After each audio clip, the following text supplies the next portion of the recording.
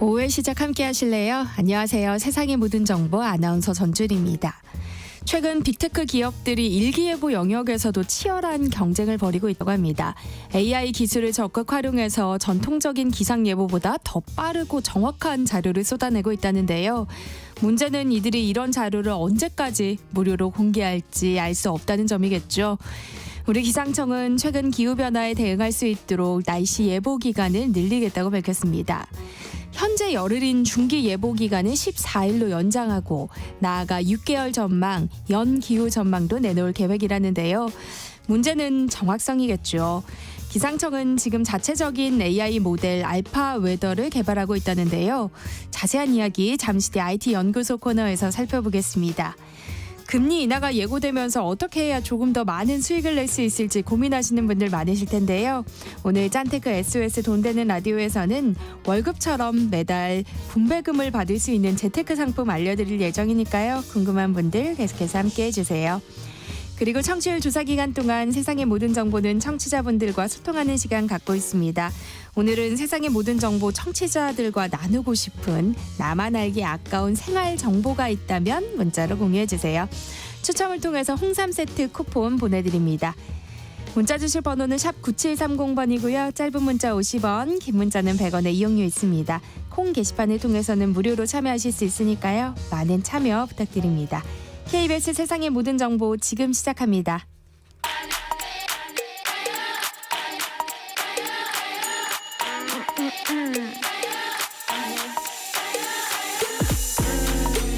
혹시 뉴스 빠뜨리셨나요? 한낮에 전해진 소식들 꼼꼼히 정리해드리겠습니다. 오늘의 뉴스 조현정 시사평론가와 함께합니다. 안녕하세요. 네, 안녕하세요. 네, 지난 주말 총격 습격을 당했던 트럼프 전 대통령이 공화당 전당대회에서 미 대선 후보로 공식 지명됐어요. 네, 전국에서 대의원 2,400여 명이 모여서 투표를 했고요. 여기서 과반을 확보하면서 공화당 대선 후보로 지명됐습니다. 이로써 트럼프는 2016년, 2020년에 이어서 세 번째로 대선 도전을 공식화한 건데 간혹 3번 연속 같은 당 후보로 출마한 사례가 2번 정도 있긴 한데 근래에는 드물게 나타난 현상이에요. 일단 피격 사건 이후에 트럼프 대세론이 굳어지는 분위기인데 CNN은 트럼프는 지금 빠르게 회복을 하고 있고 그야말로 불이 붙은 상태다 이렇게 표현을 하기도 했더라고요. 그러다 보니까 속전속결로 러닝메이트인 부통령 후보까지 이제 지명이 됐는데 러닝메이트로 벤스 공화당 상원 의원을 지명을 했어요. 대표적인 친 트럼프 인사이고 강경 보수파로 꼽히는데요. 불법 이민을 차단한다라든가 이런 식으로 대부분의 견해에서 트럼프 전 대통령과 같이 결을 하고 있고 올해 39세예요. 매우 젊습니다. 네. 그리고 러스트벨트라고 하는 미국에서 쇠락한 공업지대에서 어린 시절은 불우했다고 해요. 그래서 그렇게 어렵게 어린 시절 보내다가 변호사 되고 기업인 거쳐서 연방 상원 의원까지 오른 입지전적 인물로 평가를 받고 있는데 이 벤스 상원 의원을 부통령 후보로 지목한 걸 두고 이 미국 현지 매체들은 가난한 성장 과정이나 해병대원 출신이라는 점 이런 것들을 부각함으로써 이제 중요한 경합주인 중서부 산업지대에서 표를 얻기 위한 것이다. 이렇게 해석을 하고 있고요. 트럼프는 현지 시각 오는 18일에 후보자 수락 연설을 할 예정입니다. 네, 트럼프 전 대통령이 공화당 대선 후보로 공식 선출되면서 경호 수준도 한층 강화될 것으로 보인다고요. 네, 일단 피습이 굉장한 충격파를 가져오기도 했고 여기에다가 트럼프 전 대통령의 위치가 이제 바뀐 거죠. 후보 내정자였는데 이제는 공식 후보로 변하면서 비밀 경호국의 경호 수준도 올라갑니다. 미 국토안보부 장관도 이런 내용을 언급을 했는데 구체적으로 설명해 줄 수는 없지만 인력과 경호 수단, 기술, 역량 등이 추가될 것이라고 설명을 했고요. 그런가 하면 지금 암살 시도범에 대해서 FBI가 주거지와 자동차에 대한 수색을 마쳤다고 해요. 그리고 휴대전화도 분석을 하고 있는데 아직은 통신 내역에서 왜 그랬는지 암살 시도 동기라든가 또 공범이 존재하는지 이런 여부에 대해서 알아낸 것은 거의 없다고 FBI는 설명을 했습니다. 네. 트럼프 전 대통령의 대선 경쟁자인 바이든 대통령은 인지력 논란을 좀처럼 해소하지 못하고 있는데요. 어쨌거나 바이든 대통령은 대선 완주 의지를 재차 밝히고 있어요. 네, 의지가 확고합니다. 바이든 대통령이 NBC 방송하고 인터뷰를 했는데 나는 늙었다 이렇게 인정을 하면서도 그렇지만 트럼프보다 겨우 3살이 많다. 나의 정신적 예리함은 엄청 좋다. 어떤 대통령들보다 나는 3년 반 동안 더 많은 일을 해왔고 이걸로 판단받을 의향이 있다 이렇게 얘기를 했고요. 그러면서 나는 그만두지 않을 것이다 이렇게 다시 한번 강조했습니다. 사실 계속 이제 그 바이든 대통령에 대해서 후보 사퇴하라는 압박이 있었다가 좀 그 트럼프 전 대통령 피격 사건이 벌어지면서 이거는 잠깐 뜸해졌어요. 그런데 네. 이게 완전히 가라앉은 건 아니고 다시 좀 사그라들진 않고 다시 또 짚혀질 거란 전망이 지배적입니다. 네, 다음 뉴스 살펴볼까요? 정부가 정한 전공의 사직 처리 마감 시한이 어제부로 끝이 났는데요. 복귀하겠다고 밝힌 전공의들이 거의 없었던 모양이에요. 네.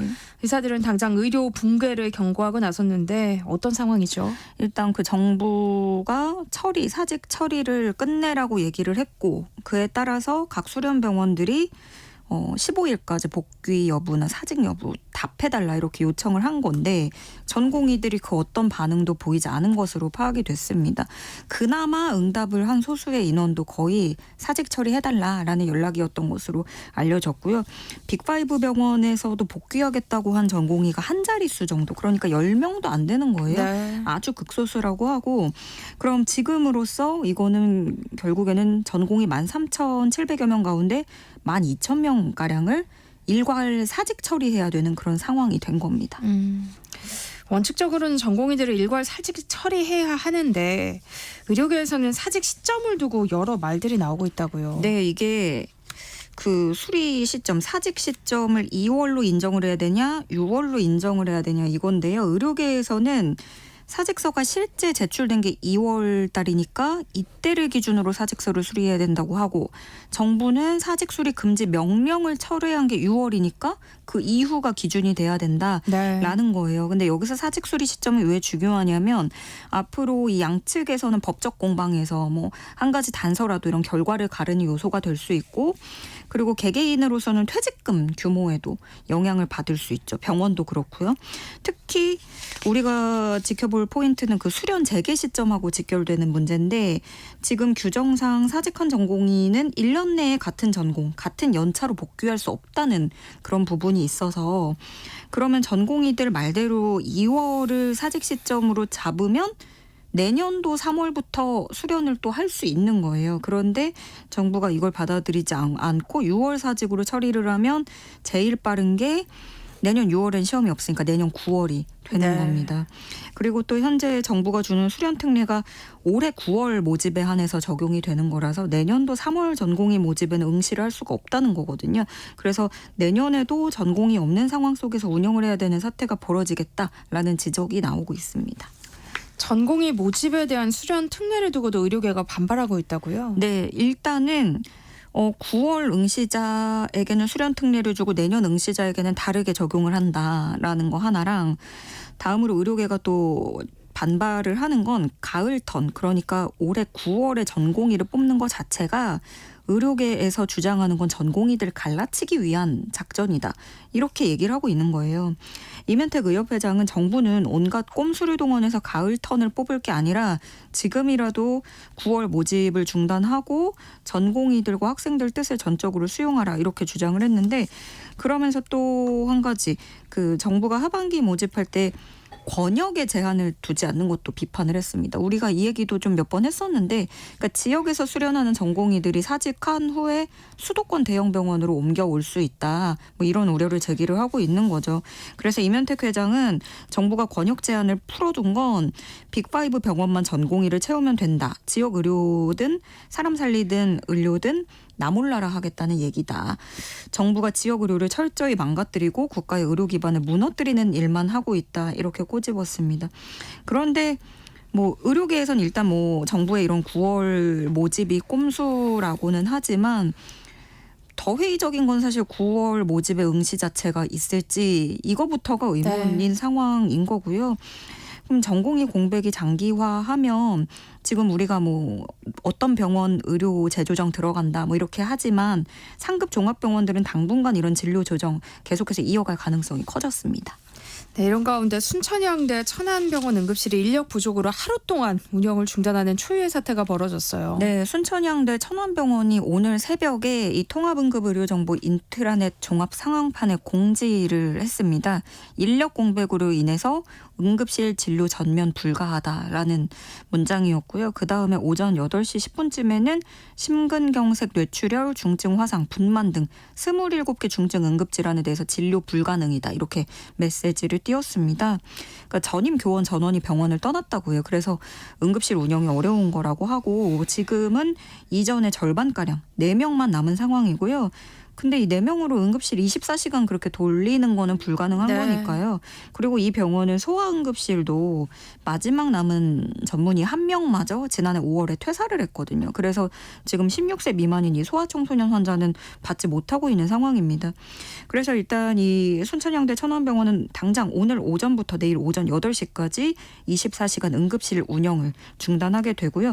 또 이후로 21일까지는 오후 8시부터 다음 날 오전 8시까지 야간 새벽 운영을 중단합니다. 네. 전남 여수 지역에 호우경보가 발효됐습니다. TV나 라디오, 스마트폰 등을 통해서 내가 있는 지역의 기상 상황을 계속해서 알아보시고요. 주변에 있는 사람에게 알려주시기 바랍니다. 차량은 속도를 줄여서 운행하시고요. 개울가, 하천변, 계곡, 해안가 등 이 급류에 휩쓸리거나 침수 위험이 있는 지역에는 접근하지 않으셔야겠습니다. 자, 한낮의 교양 파트너 지금 여러분께서는 세상의 모든 정보와 함께하고 계십니다. 윤석열 대통령이 오늘 신임 통일부 차관과 대통령실 대변인을 임명했는데요. 이번 주 중반부터 내각 연쇄 개편에 돌입할 거란 전망이 나와요. 네, 먼저 신임 통일부 차관의 김수경 대통령실 대변인을 내정을 했고요. 동아일보 기자 출신이에요. 그래서 대통령실은 통일비서관 경험과 함께 언론소통 경험을 갖춘 만큼 그 통일 정책을 차관으로서 잘 추진할 것이다 이렇게 설명을 했고요. 네. 그럼 대변인이 차관으로 간 거기 때문에 후임 대변인도 지명을 해야 되는데 후임 대변인으로 지목된 건 정혜전 내정자입니다. 신문기자 출신이고요. 역시 대통령실 홍보기획비서관실에서 근무해 왔는데 대통령실 안팎에서는 이번 주 중반부터는 인사가 본격화할 거란 전망이 우세하게 나오고 있어요. 무엇보다 야당의 그런 거센 공세에 대응하기 위해서 참모진 개편에도 좀 속도를 내는 모습이 보여지고 4대 권력기관으로 불리는 국세청장 인사에 이어서 경찰청장도 조만간 인선이 이루어질 거란 얘기가 나오고 있고 또 장관, 개각대상 장관으로는 아무래도 지금 제일 오래 여기만 정부 출범 당시에 취임한 이종호 과학기술정보통신부 장관, 이정식 고용노동부 장관 등이 꼽히고 있습니다. 네, 지금 국회에선 강민수 국세청장 후보자에 대한 인사청문회가 열리고 있는데요. 후보자 검증 과정에서 뭐가 쟁점이 될 걸로 보이나요? 일단 무엇보다 국세청장이라는 자리인데 무엇보다 그 세수 부족 상황이잖아요. 그런 네. 상황 속에서 세정을 이끌 수장의 자리라는 점에서 그 부분에 이제 방점을 찍고 자질 검증을 노려볼 것으로 전망이 되고요. 동시에 이 강민수 후보자에게는 역사인식과 처가 논란이 있습니다. 먼저 강 후보자가 1995년에 제출했던 석사학위 논문이 문제가 되고 있는 건데요. 5.18 민주화 운동을 광주 사퇴라고 폄훼를 했고 전두환 신군부의 군사 쿠데타를 12.12 거사로 미화를 했다는 게 야당이 지금 주장을 하고 있는 내용입니다. 다음으로는 이번엔 사위 찬스예요. 뭐 아빠 찬스, 뭐 엄마 찬스, 뭐 얘기가 많이 나왔지만 이번엔 사위 찬스인 게 이게 무슨 내용이냐면 이 강 후보자의 처가가 연매출 8천억 원대 기업을 운영합니다. 그런데 국세청장이 되면 청장의 처가 기업을 상대로 앞으로 세무조사를 이게 날카롭게 제대로 펼칠 수 있겠느냐 이런 이해충돌 논란이 하나 있고 또 강 후보자가 납세 관련 부서에 재직을 했을 때 후보자의 장인과 처남이 모범 납세자로 선정이 됐는데 이것이 특혜는 아니었는가 하는 의혹. 다음으로는 처가 기업이 충남 당진시로부터 건축법 위반 혐의로 고발당했다라는 논란도 쟁점이 될 것으로 보입니다. 국회 개원식도 치르지 못한 상황에서 여야 원내대표가 오늘 오후에 만남을 가질 것으로 알려졌는데요. 이 자리에서 양측이 합의점을 찾을 수 있을지 관심이 쏠리고 있어요. 오늘 오후에 우원식 국회의장 주재로 양당 원내대표가 만나서 의사일정을 협의를 할 예정인데요. 우선 민주당은 18일하고 25일 두 번 걸쳐서 본회의를 열겠다. 그리고 방송사법을 포함한 쟁점 법안을 처리하겠다라는 입장인 건데 국민의힘은 방송사법은 아예 불가능하다 이런 방침을 고수를 하고 있어요. 여전히 뭐 이것 말고도 이견이 커서 합의에 이르긴 쉽지 않아 보이고 그렇기 때문에 우원식 의장의 결단이 좀 중요해진 거죠. 여기서 우 의장이 좀 본회의를 강행할 가능성이 있겠다 이렇게 점쳐지고 있는데 무기한 대치 속에서 국회의장 고심도 깊어지는 모습입니다. 본회의 일정도 합의되지 못한 상황인데 상임위 곳곳에서 여야 충돌이 우려되고 있어요. 네, 일단 뭐 방금 말씀드린 인사청문회도 있고 그런데 여야가 강하게 충돌할 각종 쟁점 법안이 오늘 다뤄지게 됩니다. 행안위에서는 민생위기 극복 특별조치법이 있고요. 과방위에서는 이진숙 후보자의 인사청문회가 쟁점이 되겠습니다. 아시다시피 전 국민에게 1인당 25만 원 뭐 주자. 민주당은 그렇게 얘기하지만 국민의힘은 포퓰리즘이다. 또 이진숙 방통위원장 후보자에 대해서는 이건 방송장악이다라는 뭐 그런 부분에 대해서 입장차가 뚜렷한 부분이고요. 보건복지위에서는 간호법이 있어요. 지난 21대 국회에서 이 간호법은 윤 대통령이 거부권을 행사하고 또 폐기됐던 법안인데 올해는 또 정부가 의정 갈등 사태에서 간호사들의 뭐 업무 영역을 정부가 나서서 좀 법적으로 명확하게 해주겠다라는 입장으로 틀었단 말이에요. 네. 그런데 이제 여야가 모두 간호법의 필요성을 얘기를 하고 있지만 세부적인 방향성이나 구체적인 조항에서는 또 이견을 보이고 있는 거고요. 법사위에서는 윤 대통령 탄핵소추안 즉각 발의 요청에 관한 청원 관련 청문회 증인 참고인 추가 출석 요구의 건을 처리하게 됩니다. 네. 화제를 좀 바꿔볼까요? 김건희 여사의 명품 가방 수수 의혹을 수사하는 검찰이 대통령실 행정관으로부터 김 여사가 가방을 돌려주라고 지시했다는 내용의 진술을 확보한 것으로 알려지면서 이 또 다른 논란이 일고 있어요. 네, 좀 새로운 내용의 발언이 나온 거예요. 네. 이 얘기를 한 대통령실 유모 행정관이 그 김건희 여사가 운영하던 코바나 콘텐츠 직원 출신이고 대통령실에서는 김건희 여사를 수행을 했던 사람이에요.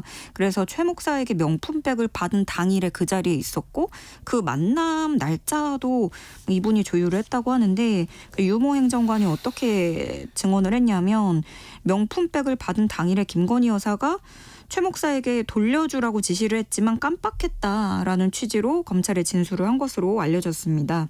그래서 이렇게 되니까 검찰은 이제 그럼 돌려주라고 지시를 했는데 왜 가방이 반환되지 않았는지, 이후에 그럼 그 가방은 어디에 있었는지, 김 여사가 실제로 반환 지시를 한 건지, 그럼 이걸 입증할 근거가 있는지 이것들을 확인할 것으로 보입니다. 근데 문제는 김건희 여사가 가방을 돌려주라고 지시한 게 사실이라고 밝혀지더라도 논란은 사그라들지 않을 전망인데요. 왜냐하면 우선에 그 반환 지시가 있었다고 하면 사실 행정관은 그 말을 따라야 되는데 네. 그게 왜 이루어지지 않았는지 그것도 이상하고 이런 진술이 초반에 얘기를 했으면 됐는데 이제야 나온 것에도 좀 의구심이 붙여지고 있는 거거든요. 특히나 그동안 대통령 기록물이라고 주장을 해왔어요. 근데 네. 이것과 완전히 배치가 되는 거죠. 왜냐하면 그 전에는 대통령 기록물로 분류가 돼서 국가 재산이 되어 돌려줄 수 없다라는 입장을 견지하고 있었는데 그러다가 대통령 기록물 여부에 대한 판단을 할 시기가 아직 도래하지 않았다. 이렇게 얘기를 했거든요. 그러더니 이번에는 김 여사가 바로 반환을 지시했었다라고 이렇게 좀 변화가 생기고 있는 모습입니다. 그래서 검찰은 문제의 명품 가방을 제출하라고 요청했다면서요. 네, 그 실물 확보에 나선 거죠. 그래서 김건희 여사 측도 이것에 대해서 검찰과 이야기하고 있는 게 맞고 이번 주 안에 방식이 결정될 것이라고 언론에 말한 것으로 알려졌는데 가방을 그럼 확인을 하면 그럼 남은 건 이제 사람이겠죠. 김건희 여사에 대한 조사가 될 텐데 그럼 이게 소환 조사가 될지 서면 조사가 될지 여기에도 관심이 모아지고 더불어민주당은 김건희 여사가 가방 반환을 지시했다는 주장 자체가 터무니없다고 비판을 하고 있는 거예요. 뭐 사실이라고 하더라도 영부인 지시사항을 깜빡했다는 건 대통령실 기강이 너무나 해이하다는 거고 또 대통령실이 지금까지 내놓은 주장은 모두 거짓말이었다는 것밖에 안 되는 게 아니냐 이렇게 얘기를 하고 있는 거고요. 박찬대 민주당 원내대표는 압수수색도 아닌 공문을 보내서 명품백 제출을 요청하겠다는 검찰 태도도 한심하다 이렇게 직격을 하면서 살아있는 권력에는 알아서 기는 게 검찰의 원칙이냐 따져 묻기도 했습니다. 네, 오늘의 뉴스 여기까지 하겠습니다. 조현정 시사평론가와 함께했습니다. 고맙습니다. 네, 고맙습니다.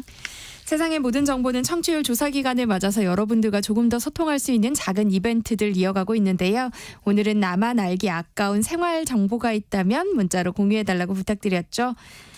3887님, 작은 물병을 반으로 잘라서 설탕과 세제, 식초를 1대1대1 비율로 섞으면 초파리 트랩을 쉽게 만들 수 있습니다. 주방에 놓고 사용하면 매우 편리하답니다. 라고 보내주셨고요. 7887님, 안녕하세요. 저는 KBS 일라디오만 듣는 청취자 김나윤입니다. 예쁜 유리컵에 뜨거운 물을 넣으면 쫙 하고 금이 갈 때가 있잖아요. 그렇죠. 그걸 예방할 수 있는 방법을 공유합니다. 쇠 젓가락이나 숟가락을 컵에다 넣고 뜨거운 물을 부으면요, 열이 쇠로 나눠져서 안 깨진답니다. 라고 이런 꿀팁도 보내주셨네요. 계속해서 문자 보내주세요. 추첨을 통해서 홍삼 세트 보내드립니다. 참여하실 번호는 샵 9730번이고요. 짧은 문자 50원, 긴 문자는 100원의 이용료 부과됩니다. KBS 일라디오 세상의 모든 정보 함께하고 계신 지금 시각은 12시 40분입니다. 이 시각 교통정보 알아봅니다. 점심시간에 접어들면서 정체는 주춤해지고 있지만 여전히 남부권으로는 빗길인 만큼 안전운전하셔야겠는데요. 영암 순천고속도로 순천 쪽으로 벌교 부근 2차로와 갓길에서는 트레일러 관련 사고를 처리하고 있습니다. 수도권 제1순환고속도로 판교에서 일산 쪽으로는 먼저 청계요금소에서 하기분기점 사이로 정체고요. 시흥요금소 8차로에서는 고장난 화물차를 처리하고 있습니다. 반대 판교에서 구리 방면으로 하남분기점 부근 3차로에도 화물차가 고장으로 서 있습니다. 서울시내 올림픽대로 공항 쪽으로 한남대교 부근 1차로에서도 사고가 나면서 청담대교부터 속도 줄여 지납니다. 이 여파받아 청담대교 북단에서 남단 쪽으로도 정체 이어지고 있습니다. 서부간선 지하도로 일찍 방면으로 성산대교 남단에서 진입하자마자 2차로에는 고장난 차가 서 있습니다. KBS 교통정보센터였습니다.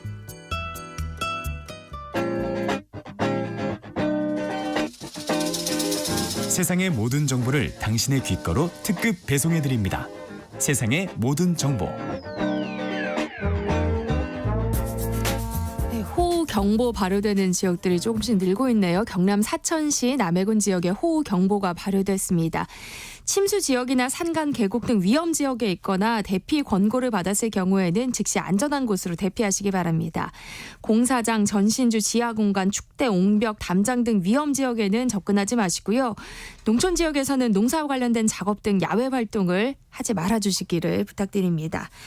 꼭 알아야 할 정보를 알기 쉽게 전달해드리는 시간이죠. 세상의 모든 지식, 화요일은 IT 이슈 살펴볼 텐데요. IT연구소 김덕진 IT 커뮤니케이션 연구소 소장과 함께합니다. 어서 오세요. 네, 안녕하세요. 반갑습니다. 김덕진입니다. 네, 오늘은 또 어떤 흥미로운 이야기를 가지고 오셨을까요? 네, 방금도 이야기한 것처럼 또 우리가 이 장마에 걱정을 하고 또 여러 고민이 생기는 시즌인데요. 네. 이 대피 일단 이제 대비 잘하셔서 피해가 없으셨으면 좋겠고요. 오늘은 이 날씨와 IT 이야기를 좀 해보려고 해요. 이 데이터 분석 영역 중에 상당히 오래된 분야 중에 하나가 바로 이 날씨가 아닌가 싶은데요. 어떻게 우리가 날씨를 좀 예측하고 또 최근에는 어떤 기술들이 들어가고 있는지 이야기 좀 해보려고 합니다. 생각해보면 옛날에는요, 비가 오게 해달라고 기우제를 벌였다고 하잖아요. 그쵸. 그러니까 날씨를 정말 신의 영역이라고 생각했던 것 같은데 언제부터 우리가 이렇게 날씨 예측이 가능해진 걸까요? 네, 그 도전들은 계속 이루어졌는데 실제로 좀 어느 정도 의미 있었다고 하는 건 20세기 들어서 이제 컴퓨터의 발전이라고 보시면 될 것 같아요. 결국에는 이제 과학과 기술의 발전이 기반인데 또 여기서도 기상 예측의 가장 큰 변화는 수학 계산에 대한 도입이 들어갔다고 말씀드릴 수 있을 것 같아요. 네. 그러니까 수학이라는 게 참 다양하게 쓰이는데 이 이제 기상을 예측할 때도 이 수학에 대한 방정식이 쓰이거든요. 그래서 대기의 운동, 그러니까 어떤 기후의 변화 상태를 수학 방정식으로 표현 가능한 물리법칙에 의해서 결정된다는 것을 근거해서 이 수학적 계산으로 날씨를 예측하는 수치 모델을 만든 거예요. 그리고 네. 그것을 기반으로 이제 이걸 계산을 계속할 때는 당연히 사람의 머리는 힘든데 컴퓨터라는 게 결국 계산해주는 기계니까 컴퓨터의 발명과 함께 인류의 기후의 영역에서 상당 부분 이러한 수치 모델이 좀 적용이 됐고요.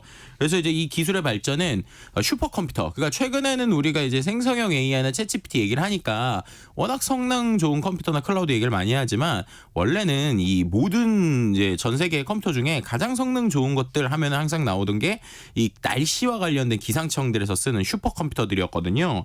그래서 이 슈퍼컴퓨터라고 하는 게 탄생이 됐고 인간이 만든 수리 예측 모델을 계속적으로 발전시키면서 이렇게 지금 날씨를 예측하는 모델들이 나오고 있다고 말씀드릴 수 있을 것 같습니다.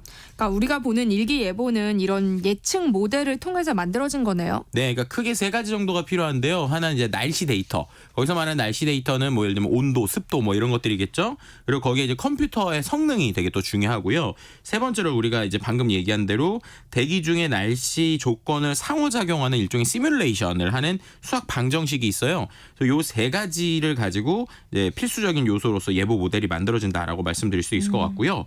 데이터에는 어떤 것들이 있느냐? 관측을 하고 감시하는 데이터들로 뭐 고층 대기나 해상, 레이더, 기상위성으로 이런 데이터들을 계속적으로 파악을 하고요. 그다음에 이게 우리나라만 있는 게 아니라 보통 전 세계가 이 데이터들을 좀 공유하는 부분도 있거든요. 그래서 전 세계 190여 개국에 5,000곳 이상에서의 데이터가 전달이 돼서 그것을 가지고 기상 정보를 종합하는 과정이라고 보시면 될 것 같고 이렇게 얻어진 관측 데이터가 예측 방정식에서 기상 현상을 예측하는데요.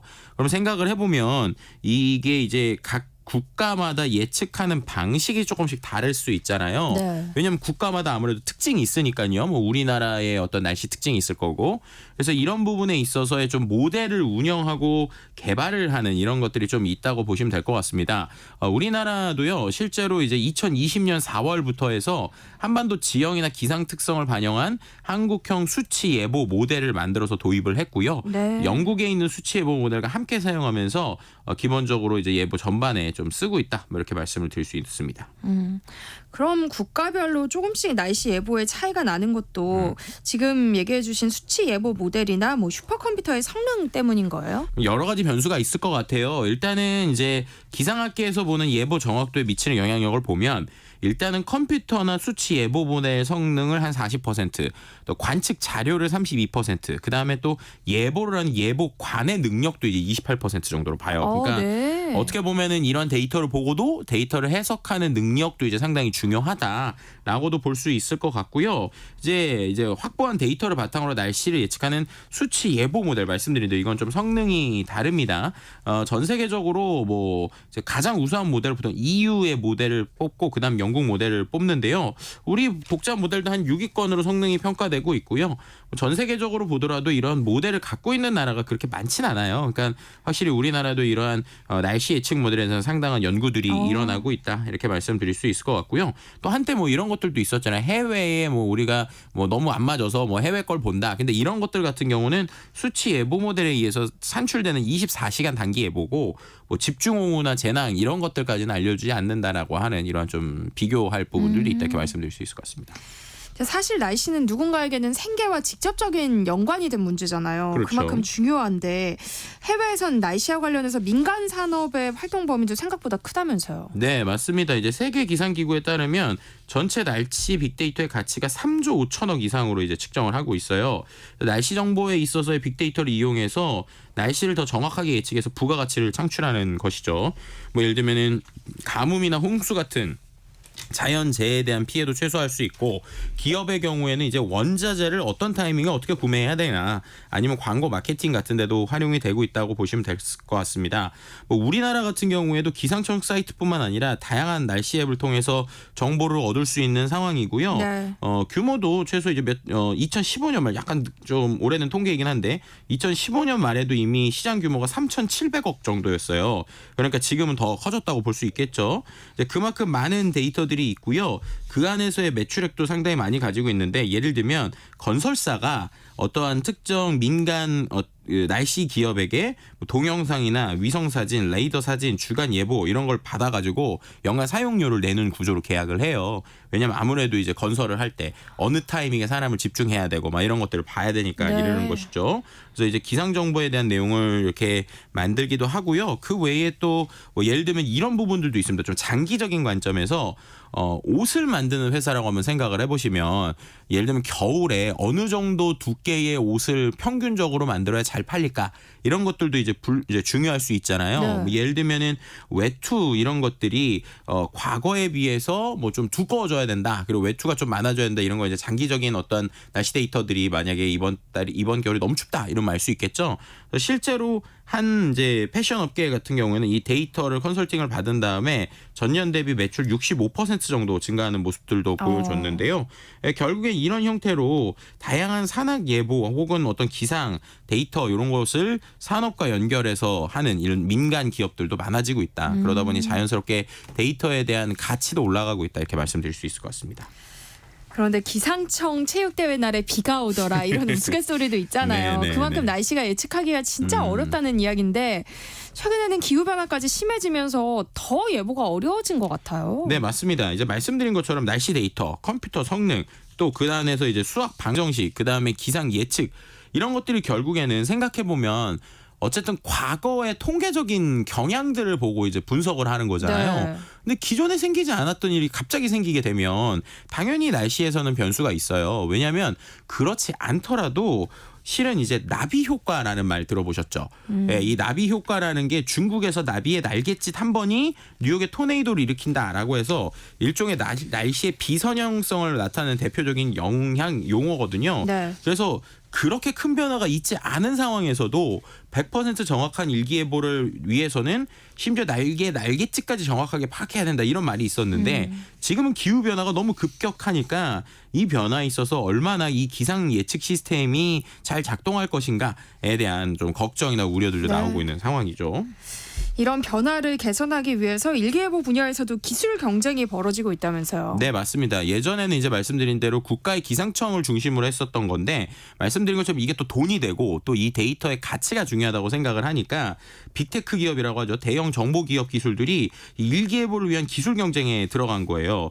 그러니까 이 슈퍼컴퓨터의 성능을 뛰어 올리는 것만으로 이제 안 된다. 그럼 뭘 해야 되느냐? 여기에도 이제 인공지능을 쓰자라는 이야기들이 나오는 거예요. 그래서 인공지능을 통해서 GPU를 기반으로 AI 예측 모델을 만들자라고 하는 겁니다. 네. 그러니까 말씀드린 대로 사람이 다양한 데이터와 결과를 보고 분석하는 걸 넘어서서 AI를 좀 더 적극적으로 도입하자라는 움직임들인데요.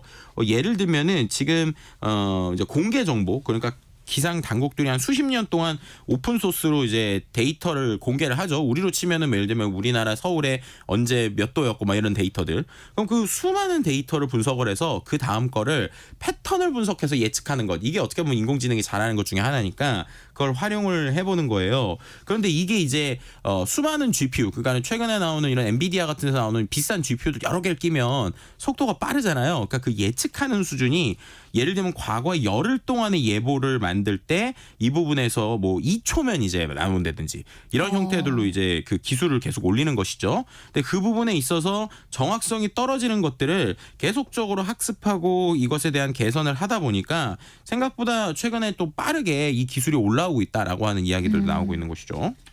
실제로 이런 빅테크 기업들이 만든 예보 시스템이 효과를 거두기도 한다면서요. 네, 맞습니다. 이제 지난해 9월에 대서양에서 허리케인 리라고 하는 게 발생이 했었는데요. 이게 하루도 안 돼서 초강력 태풍으로 올라오다 보니까 북미 전역에 촉각을 좀 곤두세웠었거든요.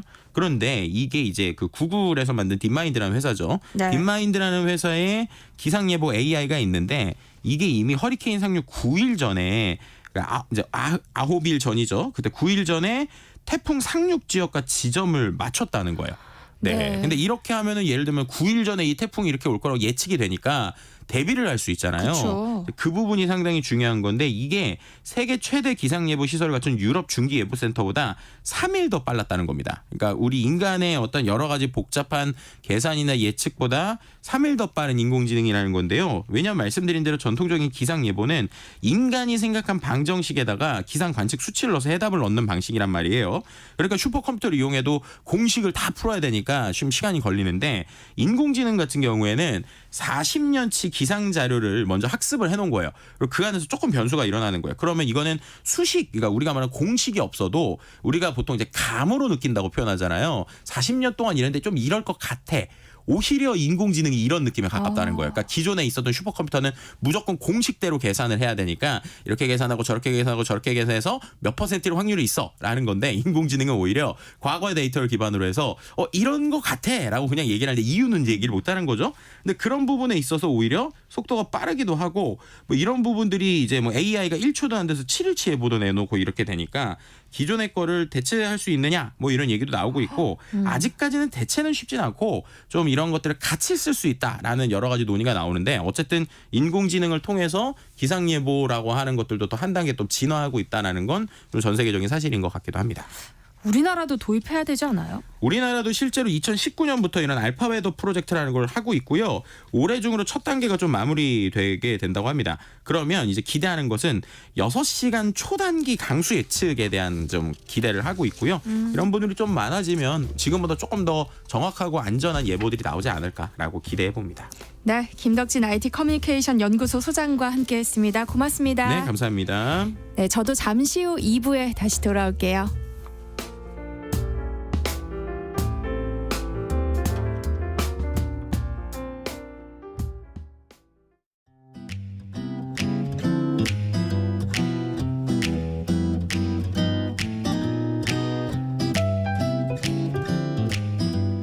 안녕하세요. 바른말, 고운말입니다. 우리말에는 본말과 준말의 관계 있는 표현들이 많이 있습니다. 가지다와 같다도 그런 예 중에 하나인데요. 문제는 이것을 글자로 써놓은 것을 보면 잘못 표기한 것이 종종 눈에 띈다는 거죠. 예를 들어 상대방에게 꿈을 가지라는 뜻으로 말할 때 꿈을 가지세요와 가 밑에 지읒 받침을 쓰는 가지세요라는 두 가지 형태를 모두 볼 수 있는데요. 맞는 형태는 어느 것일까요? 먼저 본말과 준말의 관계에서 한 가지 주의할 게 있습니다. 이들 단어에 모음 어미가 연결될 때는 준말의 활용형은 인정하지 않는다는 점입니다. 다시 말씀드리면 준말인 같다의 음연이나 으세요 같이 모음으로 시작하는 어미가 연결될 때는 가지면 또는 가지세요로 활용하지 않는다는 겁니다. 이때는 본말인 가지다에 연결해서 가지면, 가지세요로 활용해야 합니다. 이와 비슷한 예로 머무르다, 머물다, 서투르다, 서툴다, 서두르다, 서둘다 같은 것이 있는데요. 이 경우에도 모음 어미가 연결될 때는 준말의 활용형을 인정하지 않습니다. 머무르다, 서투르다, 서두르다는 모두 르 불규칙 용언이기 때문에 모음 어미가 연결될 때는 머물러, 서툴러, 서둘러로 활용됩니다. 따라서 준말 형태의 어를 붙여서 만든 머물어, 서툴어, 서두러와 같은 형태는 모두 잘못된 활용형입니다. 바른말 고운말 아나운서 변희영이었습니다.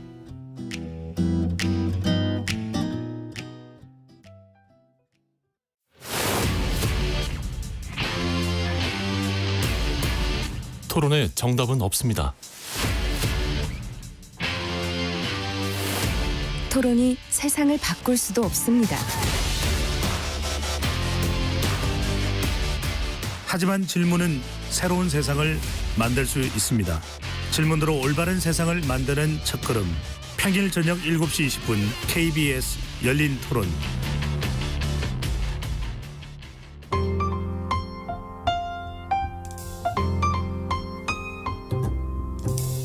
어떤 하루 보내고 계신가요? 눈코 뜰 새 없이 바쁘게 지나가는 한 주. 월요일부터 금요일, 매일 밤 10시부터 12시까지는 오롯이 당신만을 위한 시간입니다. 당신을 위한 지식 쉼터. 오늘 밤 일라디오.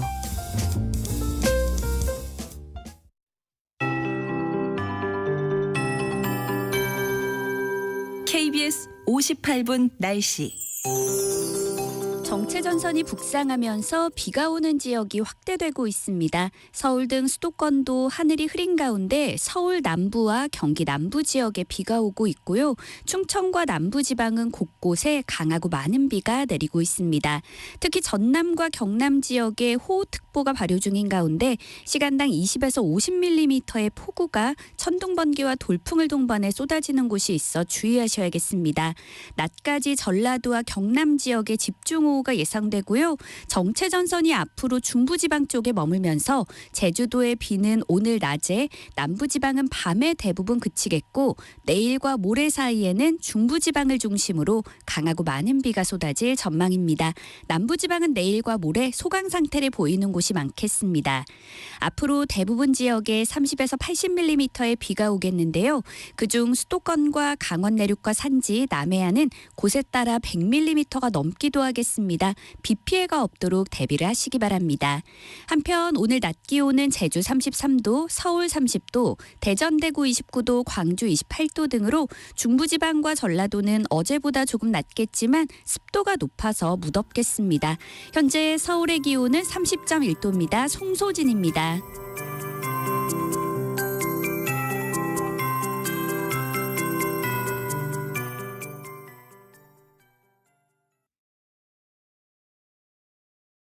정성을 다하는 국민의 방송 KBS가 한시를 알려드립니다. AM 711kHz, FM 97.3MHz, KBS 1라디오입니다. HLKA.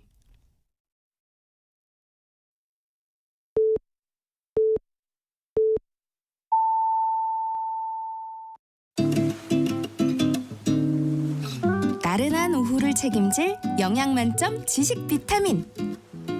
세상의 모든 정보.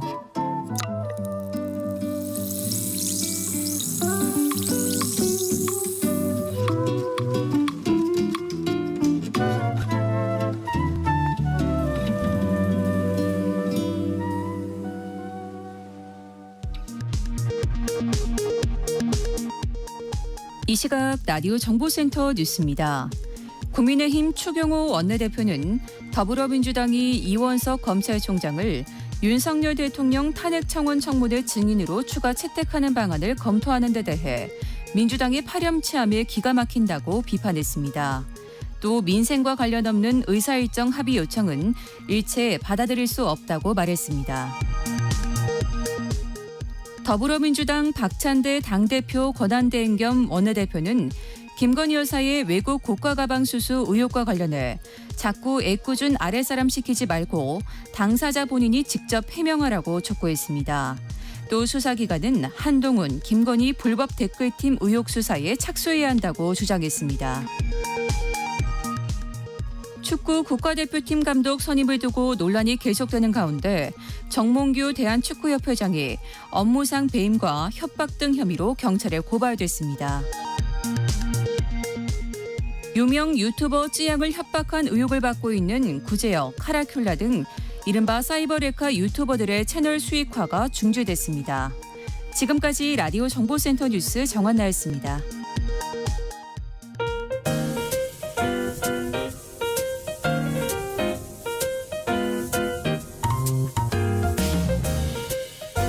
정신없이 바쁜 하루, 지금 우리 주변에서 벌어지고 있는 사건 사고 소식들 한숨 돌리며 살펴보시죠.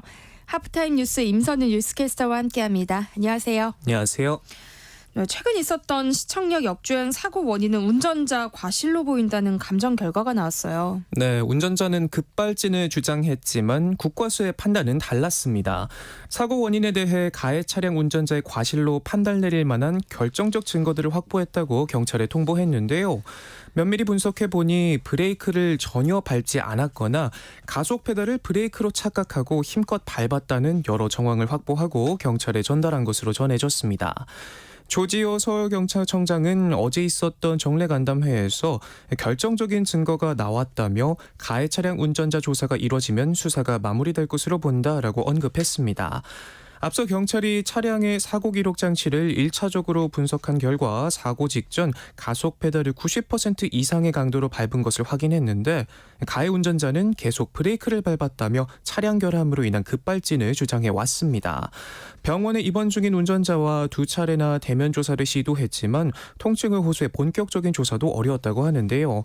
이와 관련해 조 청장은 국과수 감정 결과를 토대로 실체적 진실에 근접했다면서 운전자의 진술이 어떻게 나오든 더 이상 수사할 게 없을 것 같다 말해 경찰도 국과수의 감정 결과와 마찬가지로 차량 결함이 아닌 운전자 과실로 인한 사고로 판단하고 있다는 의미로 풀이됩니다. 네, 이렇게 국가수 감정 결과까지 나왔지만 일각에선 여전히 믿을 수 없다는 반응이 많다고요. 네, 그간 이 숱한 급발진 주장 사고에도 불구하고 제조사 측의 차량 결함을 인정한 판례가 한 건도 없었기 때문인데요. 그때마다 재판부는 국과수의 사고 당시 사고 기록 장치 EDR 분석 결과를 결정적 증거로 인정해 왔는데 결과의 신빙성에 의문을 제기하는 목소리가 꾸준히 들려옵니다. 예로 2년 전 강원도 강릉에서 할머니가 손자를 태우고 몰던 차량이 돌진해 손자 이도현 군이 숨지는 사고가 발생하면서 급발진 가능성이 급물살을 탔지만 국과수는 EDR 분석을 통해 페달 5조작 결론을 내렸었죠. 그런데 이후 진행된 사고 재현 실험에서 EDR과 전혀 다른 결과가 나오면서 국과수 분석 결과에 대한 논란이 일었습니다. 누리꾼들은 EDR로 급발진 못 밝히는 건 이미 알던 사실 아닌가, 언제 EDR의 급발진 기록되는 거 맞나 등 국과수 판단을 믿을 수 없다는 의견을 쏟아냈습니다. 전문가들 역시 실제 급발진 발생 시 EDR은 증거자료로서 신빙성이 떨어진다고 지적하는데요. 김필수 대림대 자동차학과 교수는 쉽게 말해서 치매 환자나 정신질환자가 하는 증언을 증거로 채택하겠다는 거다라고까지 말했는데 급발진 발생 시 차량의 소프트웨어, 알고리즘 등 모든 것이 다 망가진 상태인데 이 상황에서 기록된 EDR 결과를 어떻게 믿을 수 있나라고 꼬집었습니다. 이항구 한국자동차연구원 연구위원도 소프트웨어 결함 시 이를 증명할 수 있는 방법은 거의 없다고 볼 수 있다면서 국과수가 운전자 과실로 발표하는 것은 어느 정도 예상된 결과였다라고 덧붙이기도 했는데요. 이렇게 급발진 논란이 반복되면서 페달 블랙박스 등 진위를 보다 정확하게 가릴 방안이 필요하다는 주장이 힘을 받고 있습니다. 관련 논의가 쏟아지고 있긴 하지만 그럼에도 정부 및 관계자들은 페달 블랙박스 정책 의무화에 대체로 회의적인 시선을 보내고 있는데요. 박상우 국토교통부 장관은 법률적으로 의무화하는 방안은 여러 규제 문제를 초래할 수 있다고 선을 그었고요. 전문가들도 페달 블랙박스 의무화는 현실성이 없다고 지적합니다. 예로 유럽에선 개인정보 보호를 이유로 차량용 블랙박스를 아예 금지하고 있는데 국내 제조사들의 페달 블랙박스를 강제하면 차량 수출입 등의 문제가 생길 수 있다는 건데요. 글쎄요, 개인적으로는 운전자 또 보행자들의 안전보다 중요한 게 또 뭐가 있을까 싶은 생각이 가장 먼저 들고요. 또 이제 알만한 분들은 다 아실 텐데 우리나라는 사고가 나면 차량 결함을 소비자가 스스로 입증해야 하잖아요. 이렇게 책임을 떠넘기는 요상한 정책부터 먼저 들여다봐야 하지 않나 싶은 생각이 듭니다. 네, 초복이었던 어제 경북의 한 식당에서 경로당 어르신들이 단체로 점심 식사를 했는데 3명이 의식을 잃고 중태에 빠졌다고요. 네, 경북 봉화읍에 있는 한 경로당 어르신 41명이 초복을 맞아 근처 오리고기 전문점을 찾으셨는데요. 단체로 점심을 먹고 1시간도 채 지나지 않았을 때 3명이 의식을 잃고 쓰러졌습니다. 네. 중태에 빠진 어르신 3명은 현재 안동병원 중환자실로 옮겨졌고 인공호흡기를 달고 있는데요. 당시 함께했던 한 어르신은 손발이 오그라들어가고 다리가 뻣뻣해지면서 입에서 뿌옇고 끈적한 물이 나오는데 들숨을 안 쉬더라라고 상황을 설명했습니다. 봉화구는 일단 음식과 식기 등의 환경 검체와 인체 검체를 모두 채취해 경북보건환경연구원에 식중독 검사를 의뢰했는데요. 그런데 같은 음식을 먹고 공교롭게도 회장단 등 3명만 쓰러졌고 증세도 설사와 복통, 구토 같은 일반적 식중독 증세와는 달랐습니다. 음식도 오리고기, 불고기로 익힌 상태였고 반찬은 대부분 채소였다고 하는데요. 경찰은 식중독이 아닐 수도 있다고 보고 수사에 들어갔습니다. 먼저 입원 중이신 어르신들 얼른 아무 탈 없이 회복하시길 바라고요. 여름 장마철 식중독균이 더 드세다고 하는데 청취자분들도 음식 꼭 완전히 익혀서 드시고요. 식사 전 손 깨끗이 씻는 거 잊지 마시고 건강 유념하시기 바랍니다. 오늘은 이른바 직장 내 괴롭힘 금지법이 시행된 지 딱 5년이 된 날인데요. 직장 내 괴롭힘이 좀 줄었을까요? 네, 이 직장 생활을 하다 보면 누구나 겪는 흔한 일, 그저 참고 넘겨야 하는 일, 대수롭지 않은 일로만 여겨졌던 이 은밀한 괴롭힘이 비로소 그 무게 맞는 이름을 갖게 된 날이기도 하죠. 결론부터 말씀드리자면 효과는 있었습니다. 직장 갑질, 오피스 빌런 등 직장 생활의 괴로움을 꼬집는 용어가 어느덧 익숙하게 쓰이고 있고요. 실제 직장 내 괴롭힘 경험률도 떨어진 것으로 나타났는데요. 법이 시행된 직후인 2019년 3분기 직장인 1000명을 대상으로 한 설문에서 직장 내 괴롭힘 경험 응답은 44.5%에 달해 절반에 가까웠었는데 5년이 지난 지금 응답 비율은 32%로 12.5%포인트 감소한 것으로 나타났습니다. 네. 또 직장인 10명 중 6명은 일터에서 직장 내 괴롭힘이 실제 줄어들었다고 응답하기도 했고요. 또 실제 신고 건수도 매년 늘고 있는데요. 고용노동부에 따르면 관련 신고 건수는 2019년 2130건이었는데 이듬해 5823건으로 크게 뛰었고 작년에는 10,000건을 돌파하면서 꾸준히 늘었습니다. 여전히 직장 내 괴롭힘을 겪고도 신고까지 나아가지 못하는 피해자들이 많겠지만 이 법이 점차 자리를 잡아가면서 이전보다 그 문턱이 낮아지고 있음은 분명해 보입니다. 네. 하지만 직장 내 괴롭힘 금지법이 한계도 있다. 이런 지적도 계속되고 있죠. 네, 5년의 시간 동안 법의 한계 또한 명확히 드러났습니다. 먼저 처리 결과는 기대에 미치지 못하는 수준인데요. 전체 신고 건수 중 38,000여 건이 처리가 완료됐는데 신고자가 취한 사건이 12,000여 건에 달했고 5인 미만 사업장이거나 특수형태 근로종사자란 이유 등으로 법 적용이 제외되거나 불축석에 따른 조사불능 등의 경우는 21,500여 건으로 절반을 넘었습니다. 네. 또 검찰로 송치된 사건 중엔 302건이 기소로 이어졌는데 전체 처리 완료 사건 중 기소율은 0.78%에 불과합니다. 이 때문일까요? 법 시행 5년 동안 직장 내 괴롭힘 구성 요건에 지속성과 반복성을 추가해야 한다는 주장이 꾸준히 나오고 있는데요. 현행법 조항이 너무 모호해서 현장에 혼란이 계속되고 있다는 겁니다. 실제로 서울의 한 금융회사에 재직 중인 이모 이사는 관리실장과 업무 통화 중 불쑥 튀어나온 욕설 한마디로 법정에 서게 됐는데요. 관리실장은 직장 내 괴롭힘이라면서 손해배상 소송을 제기했지만 법원은 평소 욕설이 없었고 이후 존댓말을 사용했다는 이유로 괴롭힘 행위가 아니라고 판단했고 1심과 2심 모두 이사의 손을 들어줬습니다. 하지만 일각에선 요건 추가가 괴롭힘 인정의 문턱을 높이는 역효과를 불러올 수도 있다는 우려도 나와 신중한 접근이 필요해 보이고요. 또 직장 내 괴롭힘 신고와 조사, 처리 과정에도 개선이 필요하다는 목소리도 많이 보입니다. 하루가 멀다고 터져나오는 직장 내 괴롭힘 소식, 때로는 죽음에 까지 이르게 합니다. 이제는 감정이 아닌 안전의 문제로 봐야 할 텐데요. 내일도 우리의 출근이 두렵지 않기 위해 더 많은 변화와 노력이 필요해 보입니다. 네. 다음 소식 살펴볼게요. 봉선화 연정, 실타 실어 등으로 큰 인기를 누린 트로트 가수 현철 씨가 별세했어요. 네, 어젯밤 향년 82세의 나이로 별세했습니다. 오랜 기간 투병을 이어오다 지병으로 세상을 떠난 것으로 전해졌는데요. 서울 아산병원에 빈소가 마련될 예정입니다. 1942년생인 고인은 27세 때인 지난 1969년 무정한 그대로 데뷔했습니다. 당시 가수 나훈아, 남진 등과 달리 이름 알리지 못하고 오랜 무명 생활을 보내야 했는데요. 이후 1980년대 들어서 안지나 서나 당신 생각, 사랑은 나비인가봐 등의 히트곡을 내면서 인기 가수로 도약했습니다. 특히 1988년 발표한 봉선화 연정은 손대면 톡하고 터질 것만 같은 그대, 봉선화라 부르리, 더 이상 참지 못할 그리움을 가슴 깊이 물들이고라는 절절한 가사로 큰 인기를 끌었죠. 네. 이 본성화 연정으로 1989년 KBS 가요대상 대상을 품에 안은 데 이어서 이듬해인 1990년에도 실타 실어의 히트로 2년 연속 대상을 수상하며 전성기를 누렸습니다. 당시 대상을 받고 감격에 겨워 오열한 뒤 한 달 전에 아버지가 돌아가셨는데 한 달만 더 사셨으면 좋았을 걸, 가요계 생활 20년인데 살아생전 제가 불효해서 아버님께 정말 죄송하다고 소감을 말해 시청자의 심금을 울리기도 했고요. 이후 2010년대까지 신곡을 내며 활동했지만 2018년 KBS 가요 무대에 출연해 히트곡 봉선화 연정을 부르는 도중 힘들어하는 모습을 보이면서 팬들의 걱정을 사기도 했습니다. 한 시대를 풍요롭게 채워주셨던 것에 감사드리고 봉선화 연정 가사처럼 많은 팬분들이 그리움을 가슴 깊이 물들이고 오래오래 추억할 겁니다.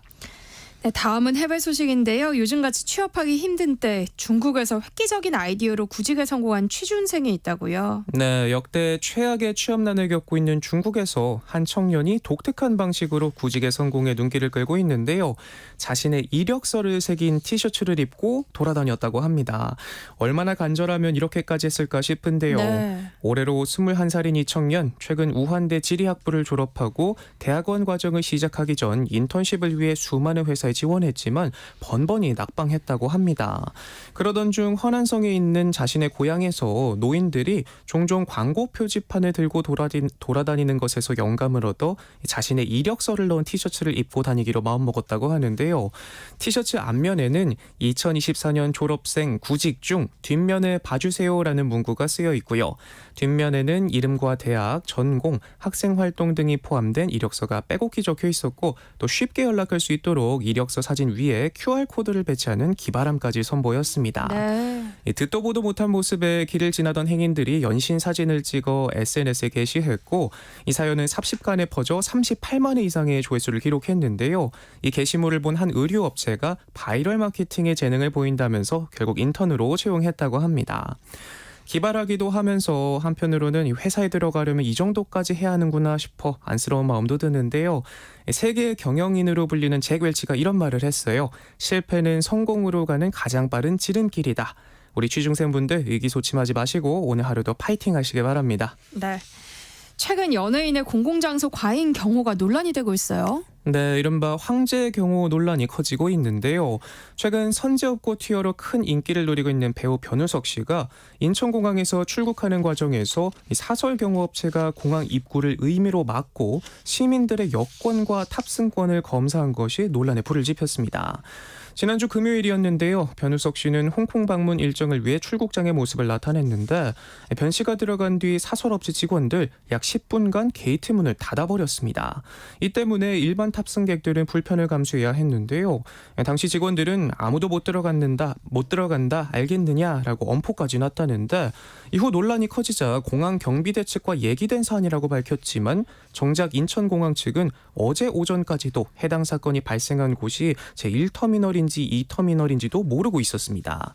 여기서 그치지 않고 변 씨는 대한항공 라운지로 입장하기 위해 이동했는데 직원들은 에스컬레이터 입구도 막아섰는데요. 누구나 자유롭게 진입할 수 있는 구역인데 아무런 법적 근거 없이 통로를 막아선 채 탑승객들의 여권과 탑승권도 검사했다고 합니다. 네. 경찰 불심 검문조차 경찰관 신분증을 제시하지 않으면 불법인데 사적 권력의 횡포가 도를 넘었다는 지적이 나올 수밖에 없는 이유입니다. 인천공항은 이런 여권 검사가 공항과 전혀 협의되지 않았다고 밝혔고요. 공항 소속 경비대마저도 승객 신분증을 검사할 권리가 없고요. 실제 출입국 관리법엔 출국 심사의 주체가 출입국 관리 공무원으로 명시돼 있습니다. 이런데도 인천공항 측은 상황도 제대로 파악하지 못하고 그저 사설업체가 임의로 한 행위를 우리가 모두 알 수는 없다는 식의 입장만 반복했는데요. 자격도 없는 사람들이 멋대로 검문하는 전례 없는 사태도 그저 어쩌겠느냐는 식의 반응입니다. 매년 7,700만 명이 이용하는 공항의 핵심 부인 보안구역에서 이 사적 제재가 버젓이 이뤄졌는데도 실태를 제대로 파악하기는커녕 책임 회피에 급급하다는 지적이 나옵니다. 이런 변 씨 측의 황제 경호 때문에 인권을 침해당했다는 진정서도 국가인권위원회에 접수됐는데요. 인권위 측은 경호 과정에서 인천국제공항이 사설 경호 업체 측의 편의를 봐주고 일반 승객들을 차별하는 등 연루 정황이 있다면 본격적인 조사에 착수할 수 있다고 밝혔습니다. 네. 지금 호우 경보가 조금씩 여러 지역에 발효되고 있어요. 경남 통영시, 거제시, 고성군 지역에 호우 경보가 발효됐는데요. TV, 라디오, 스마트폰 등을 통해 내가 있는 지역의 기상 상황을 계속해서 확인하시기 바랍니다. 차량은 속도를 줄여서 운행하시고요. 물에 잠긴 도로, 지하차도, 교량 등으로는 통행하지 않아야겠습니다. 날씨 소식이 마지막이네요. 전남 경남 지역에 앞서 말씀드린 것처럼 많은 비가 쏟아지고 있어요. 네, 정체전선의 영향으로 지난밤부터 전남 지역에 폭우가 쏟아졌고 이 경남에도 현재 강한 비가 내리고 있는데요. 새벽 한때 진도 의신에서는 1시간 동안 103.5mm의 비가 내렸다고 합니다. 전날 오후 5시부터 이날 오전 9시까지 누적 강수량은 전남 진도 의신 168.5mm, 완도 보길도 156.5mm, 해남 129mm, 고흥도와 110.5mm 등이고요. 경남 통영 욕지도는 42mm, 매물도는 41.5mm의 강수량을 기록했습니다. 이렇게 짧은 시간에 강하고 많은 비가 쏟아지면서 해남과 완도, 진도 등 전남 서남부 지역 곳곳에서 피해가 발생했습니다. 완도군 완도읍 한 아파트 지하 주차장에는 흙탕물이 밀려들어 차량 10여 대가 침수되기도 했고요. 해남군 송지면에서는 농경지 경사로 토사가 주택 안으로 쏟아져 들어와 주민이 가까운 행정복지센터로 대피하기도 했습니다. 현재 전남과 경남 남해안에 호우특보가 발효돼 있는데요. 돌풍과 천둥, 번개를 동반한 시간당 30에서 60mm 내외의 매우 강한 비가 내리는 곳이 있겠습니다. 오후까지는 전남권과 경남권에 비가 내리고 저녁까지 이어지는 곳이 있겠고요. 수도권에는 밤부터 비가 내릴 예정이니까 대비 단단히 하셔야겠습니다. 네, 하프타임 뉴스 임선은 뉴스캐스터와 함께했습니다. 고맙습니다. 고맙습니다. 세상의 모든 정보는 청취율 조사 기간 맞아서 오늘은 나만 알기 아까운 꿀팁이 있다면 문자로 공유해달라고 말씀드렸는데요. 2502님, 반찬 담는 밀폐 용기 많이 사용하실 텐데요. 냄새가 배어서 고민일 때가 있잖아요. 그럴 때는 쌀뜨물을 담아서 하루 정도 두면 냄새도 변색도 싹 사라진답니다. 라고 보내주셨고요. 1918님, 배달 음식 시켰을 때 같이 받았다가 남은 콜라 보통 그냥 버리잖아요. 그런데 콜라와 치약을 섞어서 화장실 청소를 하면 좋습니다. 타일 줄눈 사이에 낀 물때가 싹 사라집니다. 아깝게 버리지 마시고요. 화장실 타일 청소에 양보하세요. 라고 보내주셨네요. 네, 오늘 문자 보내주신 분들에게는 추첨을 통해서 홍삼 세트 보내드립니다. 내일 점심 메뉴 추천. 귀로 듣는 푸짐한 지식 한 상 어떠세요? 세상의 모든 정보. 아나운서 전주리입니다. 허리띠를 졸라매도 벅찬 고물가 시대, 여러분 주머니 사정에 꼭 맞는 맞춤형 재테크 솔루션 처방해드립니다. 짠테크 SOS 돈 되는 라디오 한국경제교육원 서영로 원장님과 함께하겠습니다.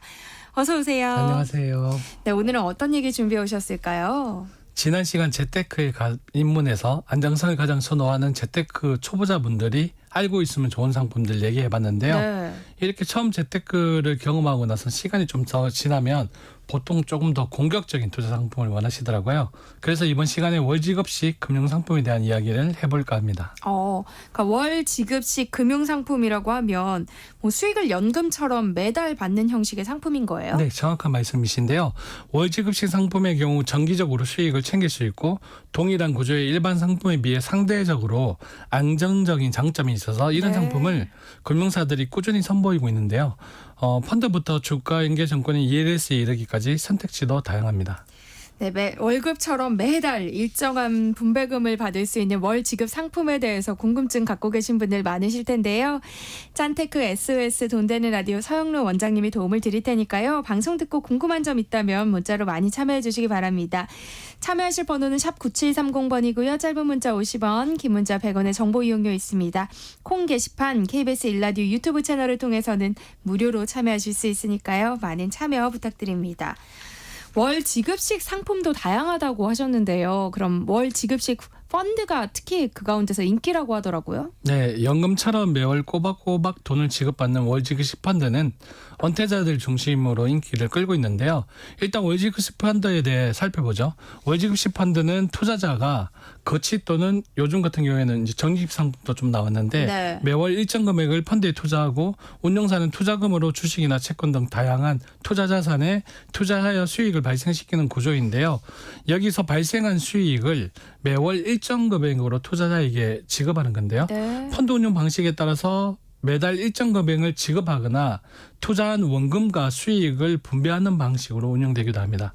일반적인 정시 펀드와는 다르게 매달 수익을 받을 수 있는 게 가장 큰 특징이며 이런 월지급식 펀드는 크게 두 가지 유형으로 나눌 수 있는데요. 지난번에 잠깐 언급한 채권에 투자하여 주식형 펀드보다는 위험 부담이 낮아서 좀 더 안정적인 수익을 낼 수 있는 월 지급식 채권형 펀드가 있고요.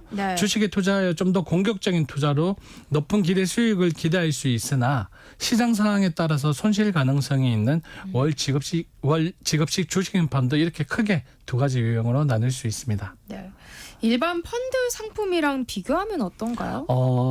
먼저 월지급식 펀드의 장점으로는 월급처럼 매달 일정 금액을 받을 수 있기 때문에 매월 일정한 현금을 확보를 할 수 있고요. 그리고 그러다 보니 재정 계획을 세우고 관리를 할 수 있다는 게 가장 큰 특징입니다. 또한 펀드의 특성상 다양한 투자 수단의 분산 투자를 할 수 있다 보니 만약에 투자한 특정 자산의 가치가 하락을 해도 손실 내지는 위험을 줄일 수 있고요. 네. 그리고 결국에는 장기 투자 등을 통해서 원금 회복과 수익을 달성할 수 있습니다. 물론 큰 단점도 존재하는데요. 네. 첫 번째는 월지급식 펀드의 특성상 매달 일정 금액을 투자자에게 지급해야 되기 때문에 기본적으로 고위험 오해에 따르는, 그러니까 예상 수익률이 높은 자산에 투자하기에는 아무래도 제약이 큽니다. 그리고 일반 정리식 펀드보다 그런 이유로 수익률이 낮을 수 있고요. 그리고 또한 원금 손실에 대한 가능성도 분명 존재하고 월지급에 대한 이행으로 인해서 돈이 계속 빠져나가야 되잖아요. 네. 그렇기 때문에 투자의 시간이 길어질수록 수익률이 안정화될 가능성이 높기에 단기 투자에는 적합하지 않습니다. 그러니까 장기 투자에 더 적합한 상품이라는 말씀이신 것 같은데요. 그럼 이 월 지급식 펀드 상품을 알아볼 때는 더 꼼꼼히 좀 따져봐야겠어요. 네, 맞습니다. 그리고 일단 월지급식 펀드도 정리식 펀드와 같은 펀드 상품이다 보니까 그 전에 투자 대상에 대한 부분이 가장 우선시 고려돼야 되는데, 일단은 내가 투자할 월지급식 펀드의 투자 대상이 주식, 채권, 부동산 등 다양한 자산에 투자할 수 있는 상품이다 보니 내 펀드가 어떠한 자산에 투자하는지 확인을 하고요. 투자 목표와 나의 위험 감내 수준을 체크해보고 선택을 해야 합니다. 또한 펀드의 과거의 수익률이 현재나 미래를 보장해 주지는 않지만 참고 자료로는 충분히 훌륭한 기준이 될 수 있으니까 네. 과거의 수익률을 확인해서 예상 목표치 등을 설정하는 것도 필요하겠고요. 또한 이에 못지않게 수수료인 운용보수도 중요하니까 운용보수가 비슷한 상품 대비 너무 높은지 낮은지도 꼭 확인을 해보고 수익률에 영향을 미칠 수 있는지도 비교해보는 것도 중요하다고 생각이 됩니다. 이런 월지급식 펀드는 무엇보다도 노후 대비 자금으로도 좋고요. 목돈을 활용해서 매월 일정한 소득을 원하는 투자자가 장기적인 투자 계획을 잡고 투자하기도 좋은 상품입니다. 상품의 특성상 펀드 상품의 분산 투자의 장점과 정식 펀드보다는 좀 더 안정적으로 운영이 가능한 부분이 있다 보니까 초보 투자자가 경험을 하기에도 괜찮은 상품이라 생각이 들고요. 이런 월 정리식 펀드는 정권사나 자산운용사를 통해서 계좌를 개설할 수 있습니다. 그런데 월 지급식 상품에 펀드 말고도 또 다양한 상품이 있다고 하셨잖아요. 네. 어떤 상품들이 있어요? 제가 좋아하는 월지급식 예금 상품도 있고요. 네. 월지급식 ETF 상품도 있는데요. 정기적금은 저희가 매달 돈을 적립을 해서 일정 기간이 지난 후 원금과 이자를 받잖아요. 정기적금은? 정기예금은 목돈을 한 번에 예치하고 나서 1년이나 2년의 시간이 흐른 후에 이자와 함께 목돈을 받는 구조인데요. 월지급식 예금은 이런 정기예금과 또 다릅니다. 그래서 보통 정기예금은 만기 지급식 이자 방식이지만 월지급식 예금은 이름 그대로 매월 이자가 지급되는데요. 이게 진짜 중요한 요소 중에 하나입니다. 우리가 매월 받는 월급에 대한 소중함은 우리가 느끼잖아요. 그래서 아이 키우고 교육하고 뭐 주택 상환하고 이러다 보니 빠듯하다 보니까 맞벌이도 하고 아르바이트도 하고 막 이런 식으로 흘러가는데 여기에 매월 수익이나 이자가 꼬박꼬박 들어온다고 한번 생각해 보세요. 안정적으로. 너무 소중하죠. 너무 좋죠. 그래서 재테크를 처음 시도하는 사람들도 그리고 은퇴를 준비하면서 안정적인 포트폴리오의 구성 상품으로도 참 좋습니다. 왜냐하면 받은 돈으로 충분히 여러 가지로 활용할 수 있는데요. 예를 들어서 월지급 받은 이자로 헬스클럽에 운동 비용으로 지출하면 건강을 챙길 수도 있겠죠. 그런데 여기서 만약에 이런 월지급 이자가 없었다면 이 운동 비용도 지출 비용으로 월급에서 소비해야 되잖아요. 그리고 두 번째는 월 이자 금액으로 재투자도 가능한데요. 받은 이자는 나의 월 소득에서 입금된 돈이 아니다 보니까 큰 부담이 없어서 이를 통해서 다소 공격적인 주식 상품을 매월 모아가는 형태로 조금씩 사모아가는 방법도 굉장히 좋다고 생각이 들고요. 네. 그리고 정기나 자유저축 통장을 만들어서 제2의 비상금 통장으로 활용해도 됩니다. 그리고 1년이나 2년 후에 목돈을 만들어서 요긴하게 쓸 수도 있겠죠. 그래서 마치 눈사람 만들 때 눈덩이처럼 이자가 막 붙는 구조고 통짜처럼 돈을 돌리고 또 돌리는 구조인데요. 또 한 가지 팁으로는 월지급식 예금을 판매하는 금융기관 중에 농축 신협의 경우에는 조합원이 된다면 일정 금액까지 비과세가 됩니다. 3천만 원까지요. 네. 그러니까 월 지급식 ETF 상품은 월 지급식 예금보다는 또 위험성이 클 것 같아요. 어때요? 그렇죠. 일단은 위험 상품이죠. 네. 근데 월지급식 ETF는 투자한 ETF에서 나오는 수익을 투자자에게 매월 일정하게 지급하는 상품인데요. 그러다 보니 일반적으로 중위험, 중수익의 상품으로 분류되기도 합니다. 이런 월지급식 ETF는 배당주, 옵션 상품인 커버드콜, 리츠, 채권 등의 상품이 있는데요. 대표적으로 테슬라 월배당 ETF나 미국 S&P 500을 추종하는 SP ETF 등을 꼽을 수 있겠죠. 배당주 월지급식 ETF 상품의 장점은 배당이지만 이에 못지않게 공격적인 투자이다 보니 주식 자체가 하락할 가능성도 있습니다. 채권은행은 다른 월지급식 ETF 상품보다는 안전하게 운영할 수 있지만 금리가 올라가면 채권 가격 자체는 하락하기에 이에 따른 위험 부담이 있고요. 리츠형 같은 경우에도 금리가 올라가면 당연히 수익이 나빠집니다. 마지막으로 커버드콜인 옵션은 상품은 주식 매수와 함께 콜 옵션 매도를 동시에 걸어서 기본 월배당으로 나가는 수익을 얻는 구조인데요. 제가 말해놓고 어렵습니다. 지금 어려워서 안 그래 여쭤보려고 하고 있었어요. 간단하게 말하자면 주식이 상승할 경우에 일정 이상의 수익은 날 수 없는 구조이지만 동시에 하락할 경우에는 하락을 방어할 수 있는 옵션 값이 있어서 손실을 줄일 수 있다는 건데요. 이런 특징으로 수익은 제한적이고 그리고 월배당으로 나오는 옵션 수익은 꾸준하게 나올 수 있는 구조인데요. 하지만 이 또한 폭락장에서는 손실이 무제한으로 커질 수 있는 단점이 있습니다. 말씀하신 대로 ETF는 종류가 참 다양하잖아요. 뭐 장기채 ETF가 인기다, 고배당 ETF가 인기다, 시기별로 유행하는 상품도 다르던데요. 어떻게 상품을 고르면 좋을까요? 예측을 잘해야 된다고 해야 될까요? ETF라는 상품 자체가 많은 종목을 한 번에 묶은 상품이기 때문에 ETF 안에 있는 주식들의 테마들이 많습니다. 그래서 직접 골라야 되는데 고배당주 그리고 테슬라 같은 뭐 미국 우량주도 있고요. 그리고 엔비디아 같은 뭐 기술주 등도 있죠. 그래서 주식의 성격을 파악해서 일단은 자신이 잘 알아야 됩니다. 자신이 잘 알고 본인에게 유리한 상품을 구매하는 것이 중요한데요. 참고로 최근 미국 주식시장이 계속 좋았잖아요. 그러다 보니까 에이스 미국 S&P 500이나 타이거 미국 S&P 500, 타이거 미국 배당 다우존스 등에 많이 투자를 하고 계십니다. 그리고 우리가 보통 채권형의 상품을 투자할 때 안전형의 상품에 투자한다고 생각을 많이 하는데 월지급식 ETF 상품 중에 국내 모 정권사를 통해서 미국의 하이힐드 채권에 투자하는 상품이 있습니다. 그래서 이 하이힐드 채권이라는 게 어떤 거냐면 조금 투기 등급의 위험 등급의 채권이거든요. 그래서 일명 정가라고 하는데 물론 상품 구성에 투기 등급의 하이힐드 채권만 있는 건 아니고요. 이런 부분 때문에 안정적으로 우량주 채권이나 인플레이션 채권 등을 혼합해서 포트폴리오상에 분배를 하고 있는데 이를 통해서 안정성도 조금 높이고 그리고 채권형 월지급식 ETF의 수익률을 높이기도 합니다. 이 외에도 알아두면 좋을 월 지급식 상품이 있을까요? 지난번에 원금 보장형 ELS 상품과 원금 보장형 ELB 상품을 잠깐 얘기를 했었는데요. 월 지급식 ELS도 있습니다. 지난 시간 ELS는 주가 연계 정권이라고 했는데 상품의 수익에 직결되는 기초자산인 특별개별 주식이나 주가지수의 가격 변동에 연동돼서 투자 수익이 결정되는데 기초자산의 움직임에 따라 사전에 약정된 수익을 얻게 되는 상품인데요.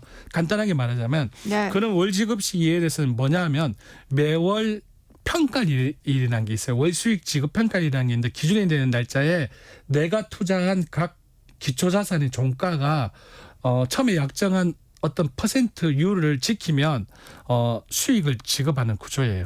그래서 조기 상환 평가일마다 요건을 충족하면 원금의 월 지급 수익률을 매월 조기 상환하는 구조입니다.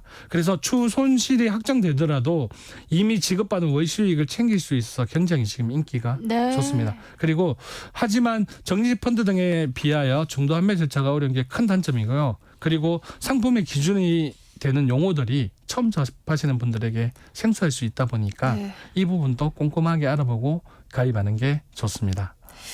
월 지급식 상품에 대해서 알아봤는데요.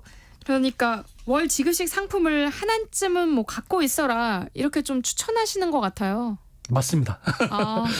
우리가 한정적인 자원 안에서 여러 숫자적인 재무 이벤트를 해결하기 위해서 재테크를 하게 됩니다. 또한 기대 수명이 길어지면서 은퇴 계획이 진짜 중요해졌는데요. 이런 재테크나 재무 목표별 목적 자금을 만들기 위해서 소비 패턴을 고려한 생활비를 계산을 하고 미래를 준비할 수 있는 구조를 만들어야 되는데 개인적으로 가장 좋은 재테크는 끊기지 않는 급여라고 생각합니다. 그래서 일을 할 수 있는 한 최대한 오래 하는 게 중요하다고 생각이 들고요. 그래서 금융상품도 이렇게 월급처럼 꾸준히 나오게 할 수 있는 구조를 만들어야 되는데 월별월하라는 현금 활용을 위해서 다양한 투자를 통한 분사 투자 역시 중요하다고 생각됩니다. 그중 가장 기본적인 예적금으로 시드머니를 만들어서 오늘 방송한 월지급식 상품과 그다음에 채권, 정리식 펀드, ELS, ETF 등에 투자를 해서 재테크의 분산 내지는 다양할 필요가 있다고 생각이 듭니다. 네. 월급처럼 매달 꼬박 일정액을 주는 월 지급식 상품에 대해서 알아봤는데요. 관련해서 궁금한 점 있으신 분들 문자 보내주시면 서영록 원장님과 함께 상담해 드리겠습니다. 그럼 여기서 노래 한 곡 듣고 올게요. 김현철의 오랜만. 네, 노래 나가는 동안 많은 분들이 문자 보내주셨는데요. 콩으로 이정님이 월 지급식 펀드 장기 투자하기 좋다고 하셨는데 장기 투자라고 하면 몇 년을 생각해야 하는 걸까요? 이렇게 여쭤봐 주셨고 또 방금 말씀 주신 상품 중에서 가장 안전한 상품은 어떤 상품일까요? 노후 자금을 어디에 투자해야 하나 고민 중이었거든요 하셨어요. 보통 상품을 넣을 때 단기, 중기, 네. 장기를 넣을 때 1년에서 3년을 단기라고 하고 3년에서 네. 5년 사이를 중기라 하고 5년 이상의 상품을 장기라고 하는데 월지급식 펀드 같은 경우에는 저 개인적으로 생각하기에는 한 7년 정도 이상 좀 장기로 보는 게 네. 그래도 꾸준하게 수익을 매달 가져가면서 내가 마지막에 수익을 볼 수 있다고 생각을 합니다. 그리고 방금 말하는 상품 중에 가장 안전적인 상품은 당연히 은행권 상품이죠. 월 지급식 예금 상품이 네. 가장 안전하다고 생각이 됩니다. 네. 5944님, 월 지급식 펀드는 최소 몇 개월을 투자해야 한다. 이런 게 있을까요? 중도 해지 시에 원금 손실은 없는 건가요? 하셨어요. 중도 해지 시 상품에 따라서 원금 손실이 있고요. 네. 그리고 상품에 따라서 이 약정된 기간이 있습니다. 어떤 상품은 3년, 어떤 상품은 방금 말했던 5년 이상도 있으니까 네. 상품을 먼저 확인해 보는 게 맞다고 생각이 됩니다. 네. 2012님 안녕하세요. 예금 가입을 고려 중인데요. 예전에 지인이 만기 지급식과 월 지급식 이자가 동일한 경우 월 지급식으로 선택해서 풍차 돌리기를 하라고 하더라고요. 어떤 이점이 있는 건지 이해를 못했는데요. 한 번 더 말씀해 주실 수 있을까요? 하셨어요. 저도 풍차 돌리기가 더 유리하다고 생각이 드는데요. 네. 만기 이자가 되어서 이제 돈이 돌아왔는 구조에서는 내가 2년이나 3년이 지난 후에 투자라는 걸 할 수 있는 거잖아요. 네. 그런데 풍차 돌리기 식으로 돈이 매달 수익이 들어오면 이 돈을 활용할 수 있는 방법이 달라지기 때문에 다르다고 생각이 됩니다. 어떤 차이가 있냐면 은행에 예금을 했을 때 우리가 가장 리스크는 바로 물가잖아요. 그런데 풍차 돌리기 식으로 수익이 계속 발생이 되면 내가 이 돈을 활용해 가지고 물가 상승률을 해지할 수 있는 투자 자산을 활용할 수 있기 때문에 다르다고 생각이 됩니다. 네. 저도 당장 알아봐야 될 것 같은 그런 느낌이 드는데요. 월지급식 예금 상품은 저도 많이 괜찮다고 생각하고 있습니다. 그러니까요. 찬테크 SOS 돈 되는 라디오 오늘 여기까지 하겠습니다. 서영록 한국경제교육원장과 함께했습니다. 고맙습니다. 네, 고맙습니다.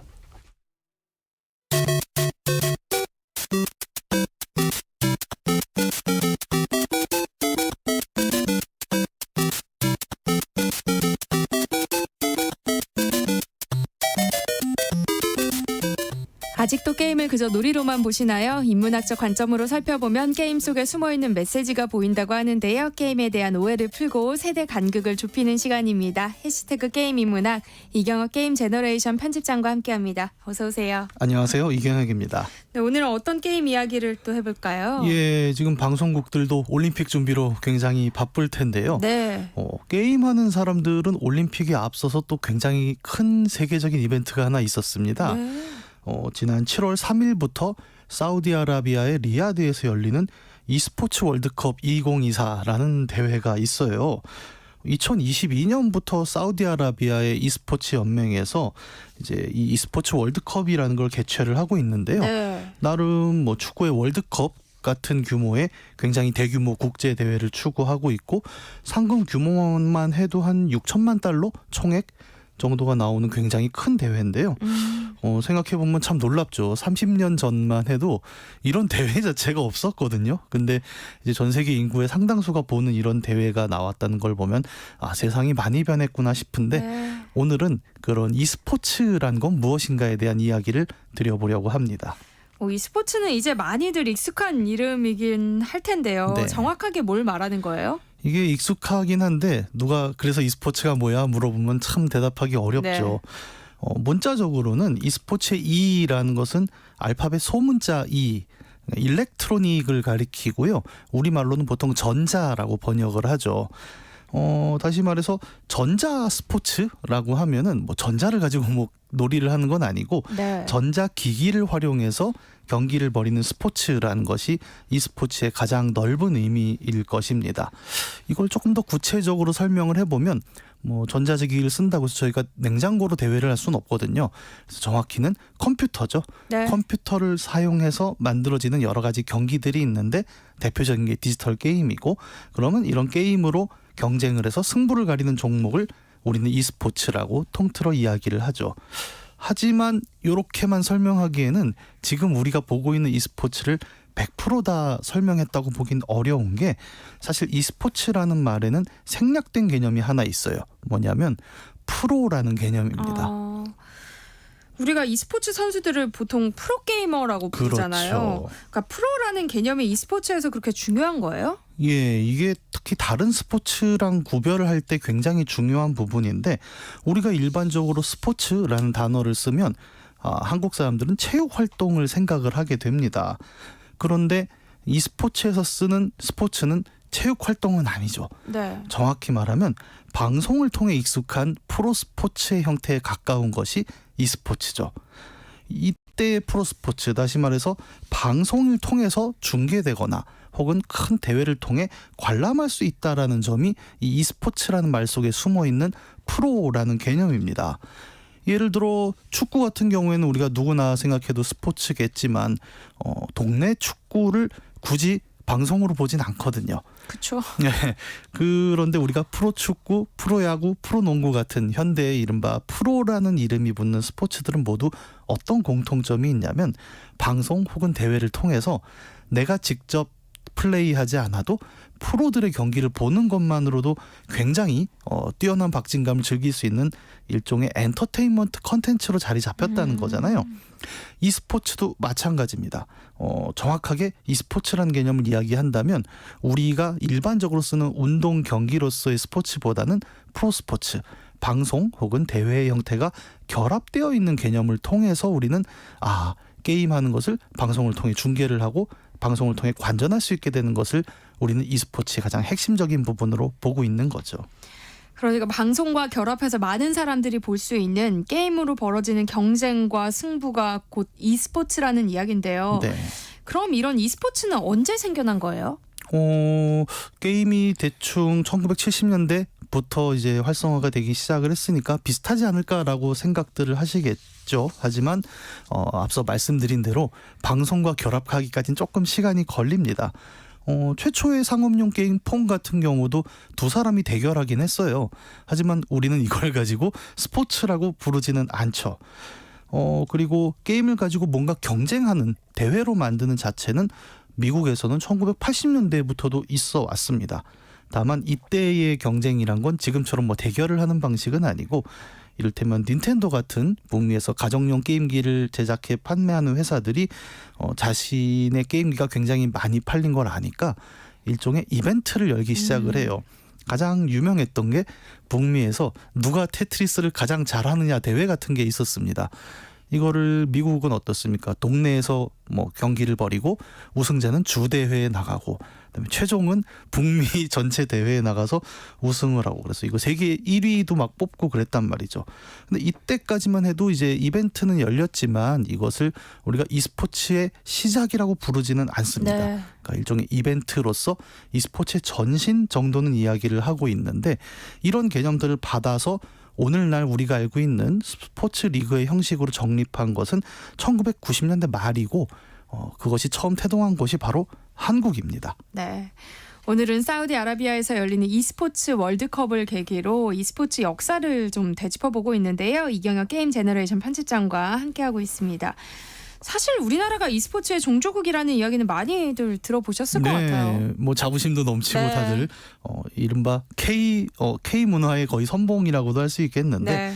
뭐 많은 분들이 아시겠지만 1998년에 스타크래프트라는 게임이 대흥행을 일으킨 바가 있었고, 또 해외와는 달리 우리는 PC방이라는 공간이 있었기 때문에 말 그대로 게임하는 인구가 폭증했습니다. 네.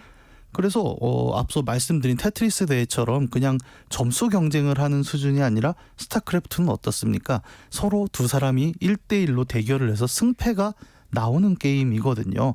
근데 이게 PC방을 중심으로 엄청나게 흥행을 하기 시작을 한 거예요. 한 40, 50대 분들 기억하실 겁니다. 친구랑 뭐 하지? PC방 가자. 그러면 둘이서도 막 경기를 한단 말이죠. 그러다 보면은 PC방을 중심으로 돌아가다 보니까 어떤 일이 벌어지냐면 이 PC방의 최강자는 누구인가? 라는 질문들이 나오기 시작을 합니다. 네. 뭐 잠깐 제 자랑을 하자면 저는 고향이 부천인데 동네를 휩쓸었었어요. 근데 이제 이 PC방에서 예를 들어 제가 최고다라고 네. 하면 거기서 끝나질 않아요, 경쟁은. 그러면 그럼요. 부천에 있는 PC방 중엔 누가 최강인가 이런 식으로 소위 말하는 누가 고수인가라는 논쟁들이 벌어지기 시작을 했고 당시에는 또 PC통신이라는 매체가 있었잖아요. 그러면 게임 좋아하는 사람들은 전국적으로 그 동호회에 다 모이게 돼 있잖아요. 거기서 우리 동네 PC방에 누가 최고수인데 뭐 이런 얘기를 하다 보면 결국 전국 단위로 그럼 누가 우리나라에서 최고수인가라는 논쟁이 나오기도 하고요. 네. 그러다 보니까 실제로 대회들이 열리는 거예요. 뭐 지역의 PC방들이 연합해서 그럼 정말 우리 지역 대회를 한번 열어보자 이런 것도 있고 이런 흐름들이 모이면서 정말 전국 단위 리그를 한번 만들어야 되지 않을까라는 생각들이 실제로 만들어졌고 여기에 1999년에 그동안의 대회를 통해 발굴된 고수들의 플레이를 당시 ITV라고 있었던 방송국이 처음으로 생중계를 하기 시작을 합니다. 그래서 앞서 말씀드린 게임하는 것을 방송으로 본다는 개념이 이때 처음에 등장하게 된 거죠. 하지만 이때까지 이제 이벤트성이었고 이것이 앞에 말씀드렸던 전국 단위 대회랑 결합하게 되는 게 1999년에 99 프로게이머 코리아 오픈이라는 이름으로 마침내 조별 리그와 토너먼트를 갖춘 종합 e스포츠 리그로 자리 잡히게 되면서 오늘날 우리가 이야기하는 e스포츠라는 형태가 처음 만들어지게 되는 거죠. 그럼 그 대회에서 뭐 임요환 선수나 홍진호 선수들이 우승하고 그랬던 거예요? 네, 아쉽게도 홍진호 선수는 우승 기록이 없습니다. 네. 이의 아이콘이시니까요. 하지만 뭐 말씀하신 것처럼 게임 잘 모르는 분들도 임요환, 홍진호란 이름을 다 알고 있지 않습니까? 그렇죠. 그만큼 대흥행을 이뤘다는 것이 2000년대 초반의 한국 e스포츠였죠. 2000년대를 거의 열면서 함께 시작된 이 e스포츠 리그는 한국에서는 스타크래프트를 중심으로 정말 크게 성공을 했어요.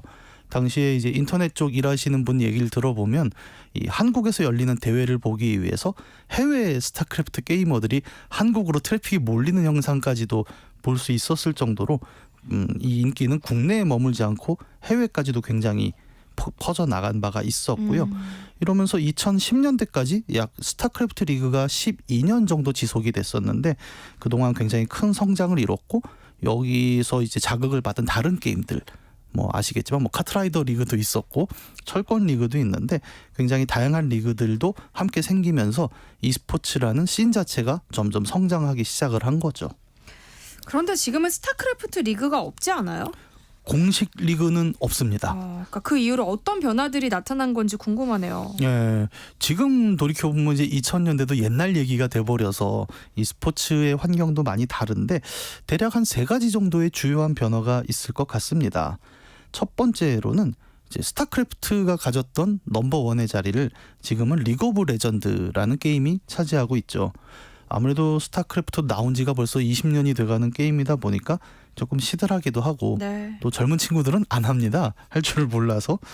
굉장히 여러 가지 이유로 리그는 좀 악재를 겪었고 대신에 그 빈자리를 새로운 대전형 온라인 게임인 리그 오브 레전드가 차지하게 됐죠. 그러면서 e스포츠의 중심이 스타크래프트가 아닌 다른 게임으로 바뀌었다라는 것이 첫 번째 변화일 거고요. 네. 두 번째가 참 흥미로운데 이제는 한국의 스포츠가 아니라 글로벌 엔터테인먼트가 돼버렸죠. 과거 스타크래프트 중심의 e스포츠 리그는 한국에서만 있었다고 해도 과언이 아니었거든요.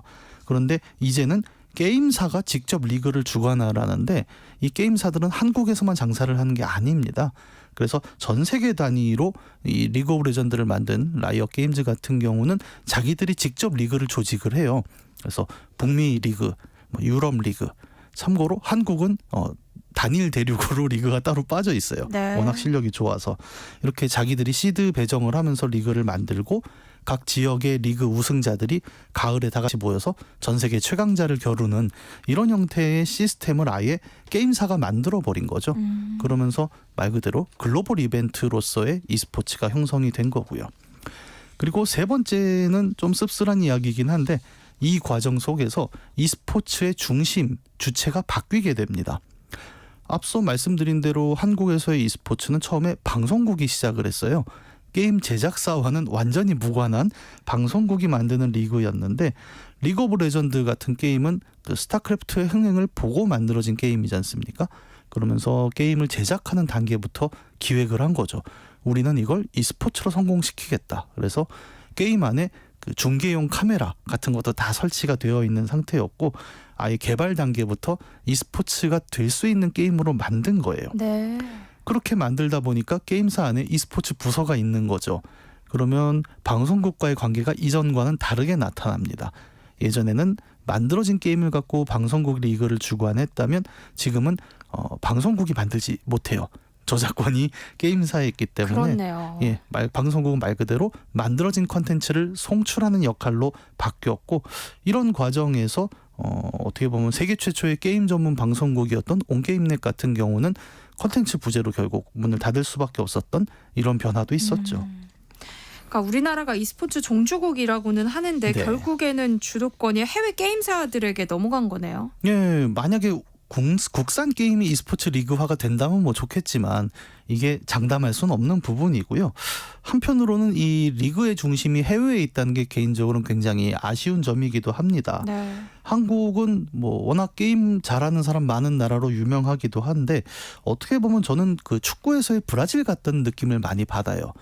굉장히 뛰어난 선수들이 많고 전 세계적으로 유명한데 정작 가장 잘 뛰는 리그는 다 유럽에 있지 않습니까? 네.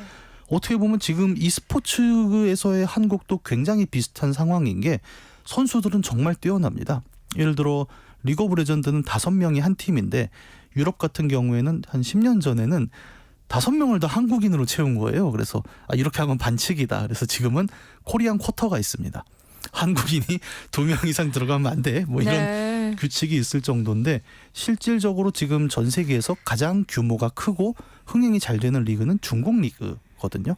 근데 여기도 보면 한국 선수 혹은 코치가 한두 명씩은 다 들어있고 아쉽게도 저희는 뭐 인구가 아무래도 중국만큼은 아니고 또 시장 규모도 작다 보니까 딱 브라질 같은 선수층은 굉장히 훌륭한데 리그 자체는 아직 그들을 다 수용하지 못하는 이런 형태로 많이 이어지고 있죠. 그런 점은 좀 아쉽긴 하네요. 네, 많이 아쉽습니다. 네, 글로벌 스포츠가 되다 보니까 올림픽이나 아시안 게임에서 정식 종목으로 채택돼야 하는 게 아니냐 이런 이야기들도 나오던데요. 이 얘기 많죠. 네. 또 최근 또 올림픽을 맞아서 e스포츠 언제 정식 종목 되냐 이런 얘기도 많은데 먼저 팩트부터 정리를 하자면 아시안 게임에서는 2022년 항저우 대회부터 e스포츠는 정식 종목으로 포함이 됐습니다. 그래서 아마 기억하시는 분들 있으실 거예요. 그 한국 선수가 스트리트 파이터로 금메달을 딴 30대 후반의 노장 선수가 금메달을 따면서 와 저게 가능해? 라는 이슈가 된 적도 있었습니다. 다만 올림픽의 경우는 조금 사정이 달라요. 국제올림픽위원회 IOC에서 e스포츠를 올림픽에 포함시키자라는 주장에 다소 부정적인 입장이기 때문입니다. 국제올림픽위원회는 어떤 이유에서 e스포츠의 정식 종목 채택에 부정적인 태도를 보이는 걸까요? 네, 게임 좋아하시는 분들은 아니 왜? 라고 하겠지만 네. 나름 합리적인 이유가 있는데 첫째 올림픽 대회라는 것은 애초에 슬로건 자체가 아마추어 정신을 굉장히 강조하는 대회입니다. 어떤 상업적인 스포츠의 성격보다는 순수하게 선수들의 노력과 열정으로 채우자라는 건데 뭐 실제로 올림픽이 그러냐에 대해서는 많은 사람들이 이견이 있을 수 있겠지만 이 아마추어 정신이 핵심인 올림픽에서 e스포츠라는 것을 정식 종목화하는 때 두드러지는 가장 큰 문제가 바로 저작권 문제죠. 네. 예를 들어 스타크래프트도 일종의 규칙에 의해서 작동하는 게임이지 않습니까? 그럼 다른 스포츠도 마찬가지죠. 농구, 야구, 축구 다 특정한 룰이 있는데 다른 룰과 달리 게임의 룰이라는 건 특정 회사가 갖고 있는 룰이라는 게 문제가 되는 거죠. 예를 들어 요즘 리그 오브 레전드 같은 경우에는 게임이 재밌으려면 패치를 하면서 계속 규칙을 바꿉니다. 근데 이런 것들이 뭐 국제 e스포츠 위원회에서 만드는 게 아니라 특정 회사가 만드는 거잖아요. 그런데 아마추어 정신이 중심인 올림픽 대회에서 특정 회사가 규칙을 좌지우지할 수 있는 종목을 정식으로 넣는 것이 맞느냐라는 이야기가 있고 저는 충분히 합리적인 문제 제기라고 생각을 하고 있어요. 근데 이렇게 얘기하면 아니 아시안게임은 넣었잖아라고 얘기하시는데 여긴 또 다른 사정인 게 아시안게임의 경우에는 시청률이 굉장히 떨어져서 최근에 각 지역에 있는 인기 스포츠에 가까운 것들을 계속 정식 종목화하려는 흐름들이 좀 있죠. 네. 그래서 만약에 정말 스타크래프트나 리그 오브 레전드가 올림픽 종목이 된다면 저는 뭐 가상으로 생각을 해보자면 그 회사가 저작권을 공탁하면 됩니다.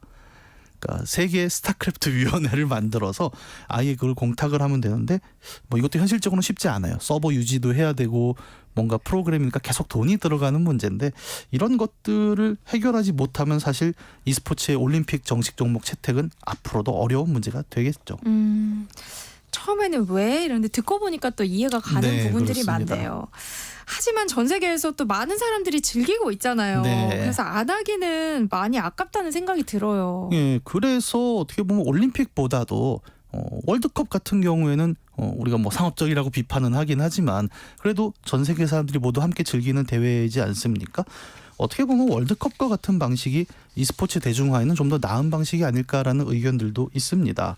많은 게임 팬들은 또 e스포츠의 대중화를 원하시고 특히 올림픽에 들어간다라고 하면 굉장히 상징적인 어떤 순간이기 때문에 기대하시는데 이런 아마추어 중심 대회는 게임이라는 매체가 워낙 기본적으로 상업성이 강하다 보니까 쉽게 들어가기 어렵다라는 현실도 좀 고려해야 할 것 같아요. 다만 이제 e스포츠는 근본적으로 프로스포츠에서 시작을 했거든요. 네. 그러니까 방송을 통해 보여주는 스포츠. 그래서 어떻게 보면 지금 사우디아라비아에서 열리는 e스포츠 월드컵 같은 아마추어 정신과는 무관한 그런 대회로 발전하게 될 가능성이 더 높다고 생각을 하고요. 어떤 그런 면에서 한국에서도 만약에 이렇게 뛰어난 선수 풀을 가지고 있는 나라가 그냥 e스포츠 종주국이라는 옛날 타이틀 말고 정말 좀 더 많은 관심, 투자로 게임 잘하는 나라가 리그도 세계 최강이다라는 평가를 받을 날이 오지 않을까라고 기대해보고 있습니다. 네. 해시태그 게임 인문학 오늘 이야기는 여기서 마무리하겠습니다. 이경혁 게임 제너레이션 편집장과 함께했습니다. 고맙습니다. 감사합니다. 세상의 모든 정보 여기서 마무리하겠습니다. 오늘 모바일 쿠폰 당첨자는요. 홈페이지 공지사항에서 확인하실 수 있습니다. 행복한 오후 이어가시고요. 저는 내일 다시 찾아뵐게요. 지금까지 아나운서 전주리였습니다. 고맙습니다.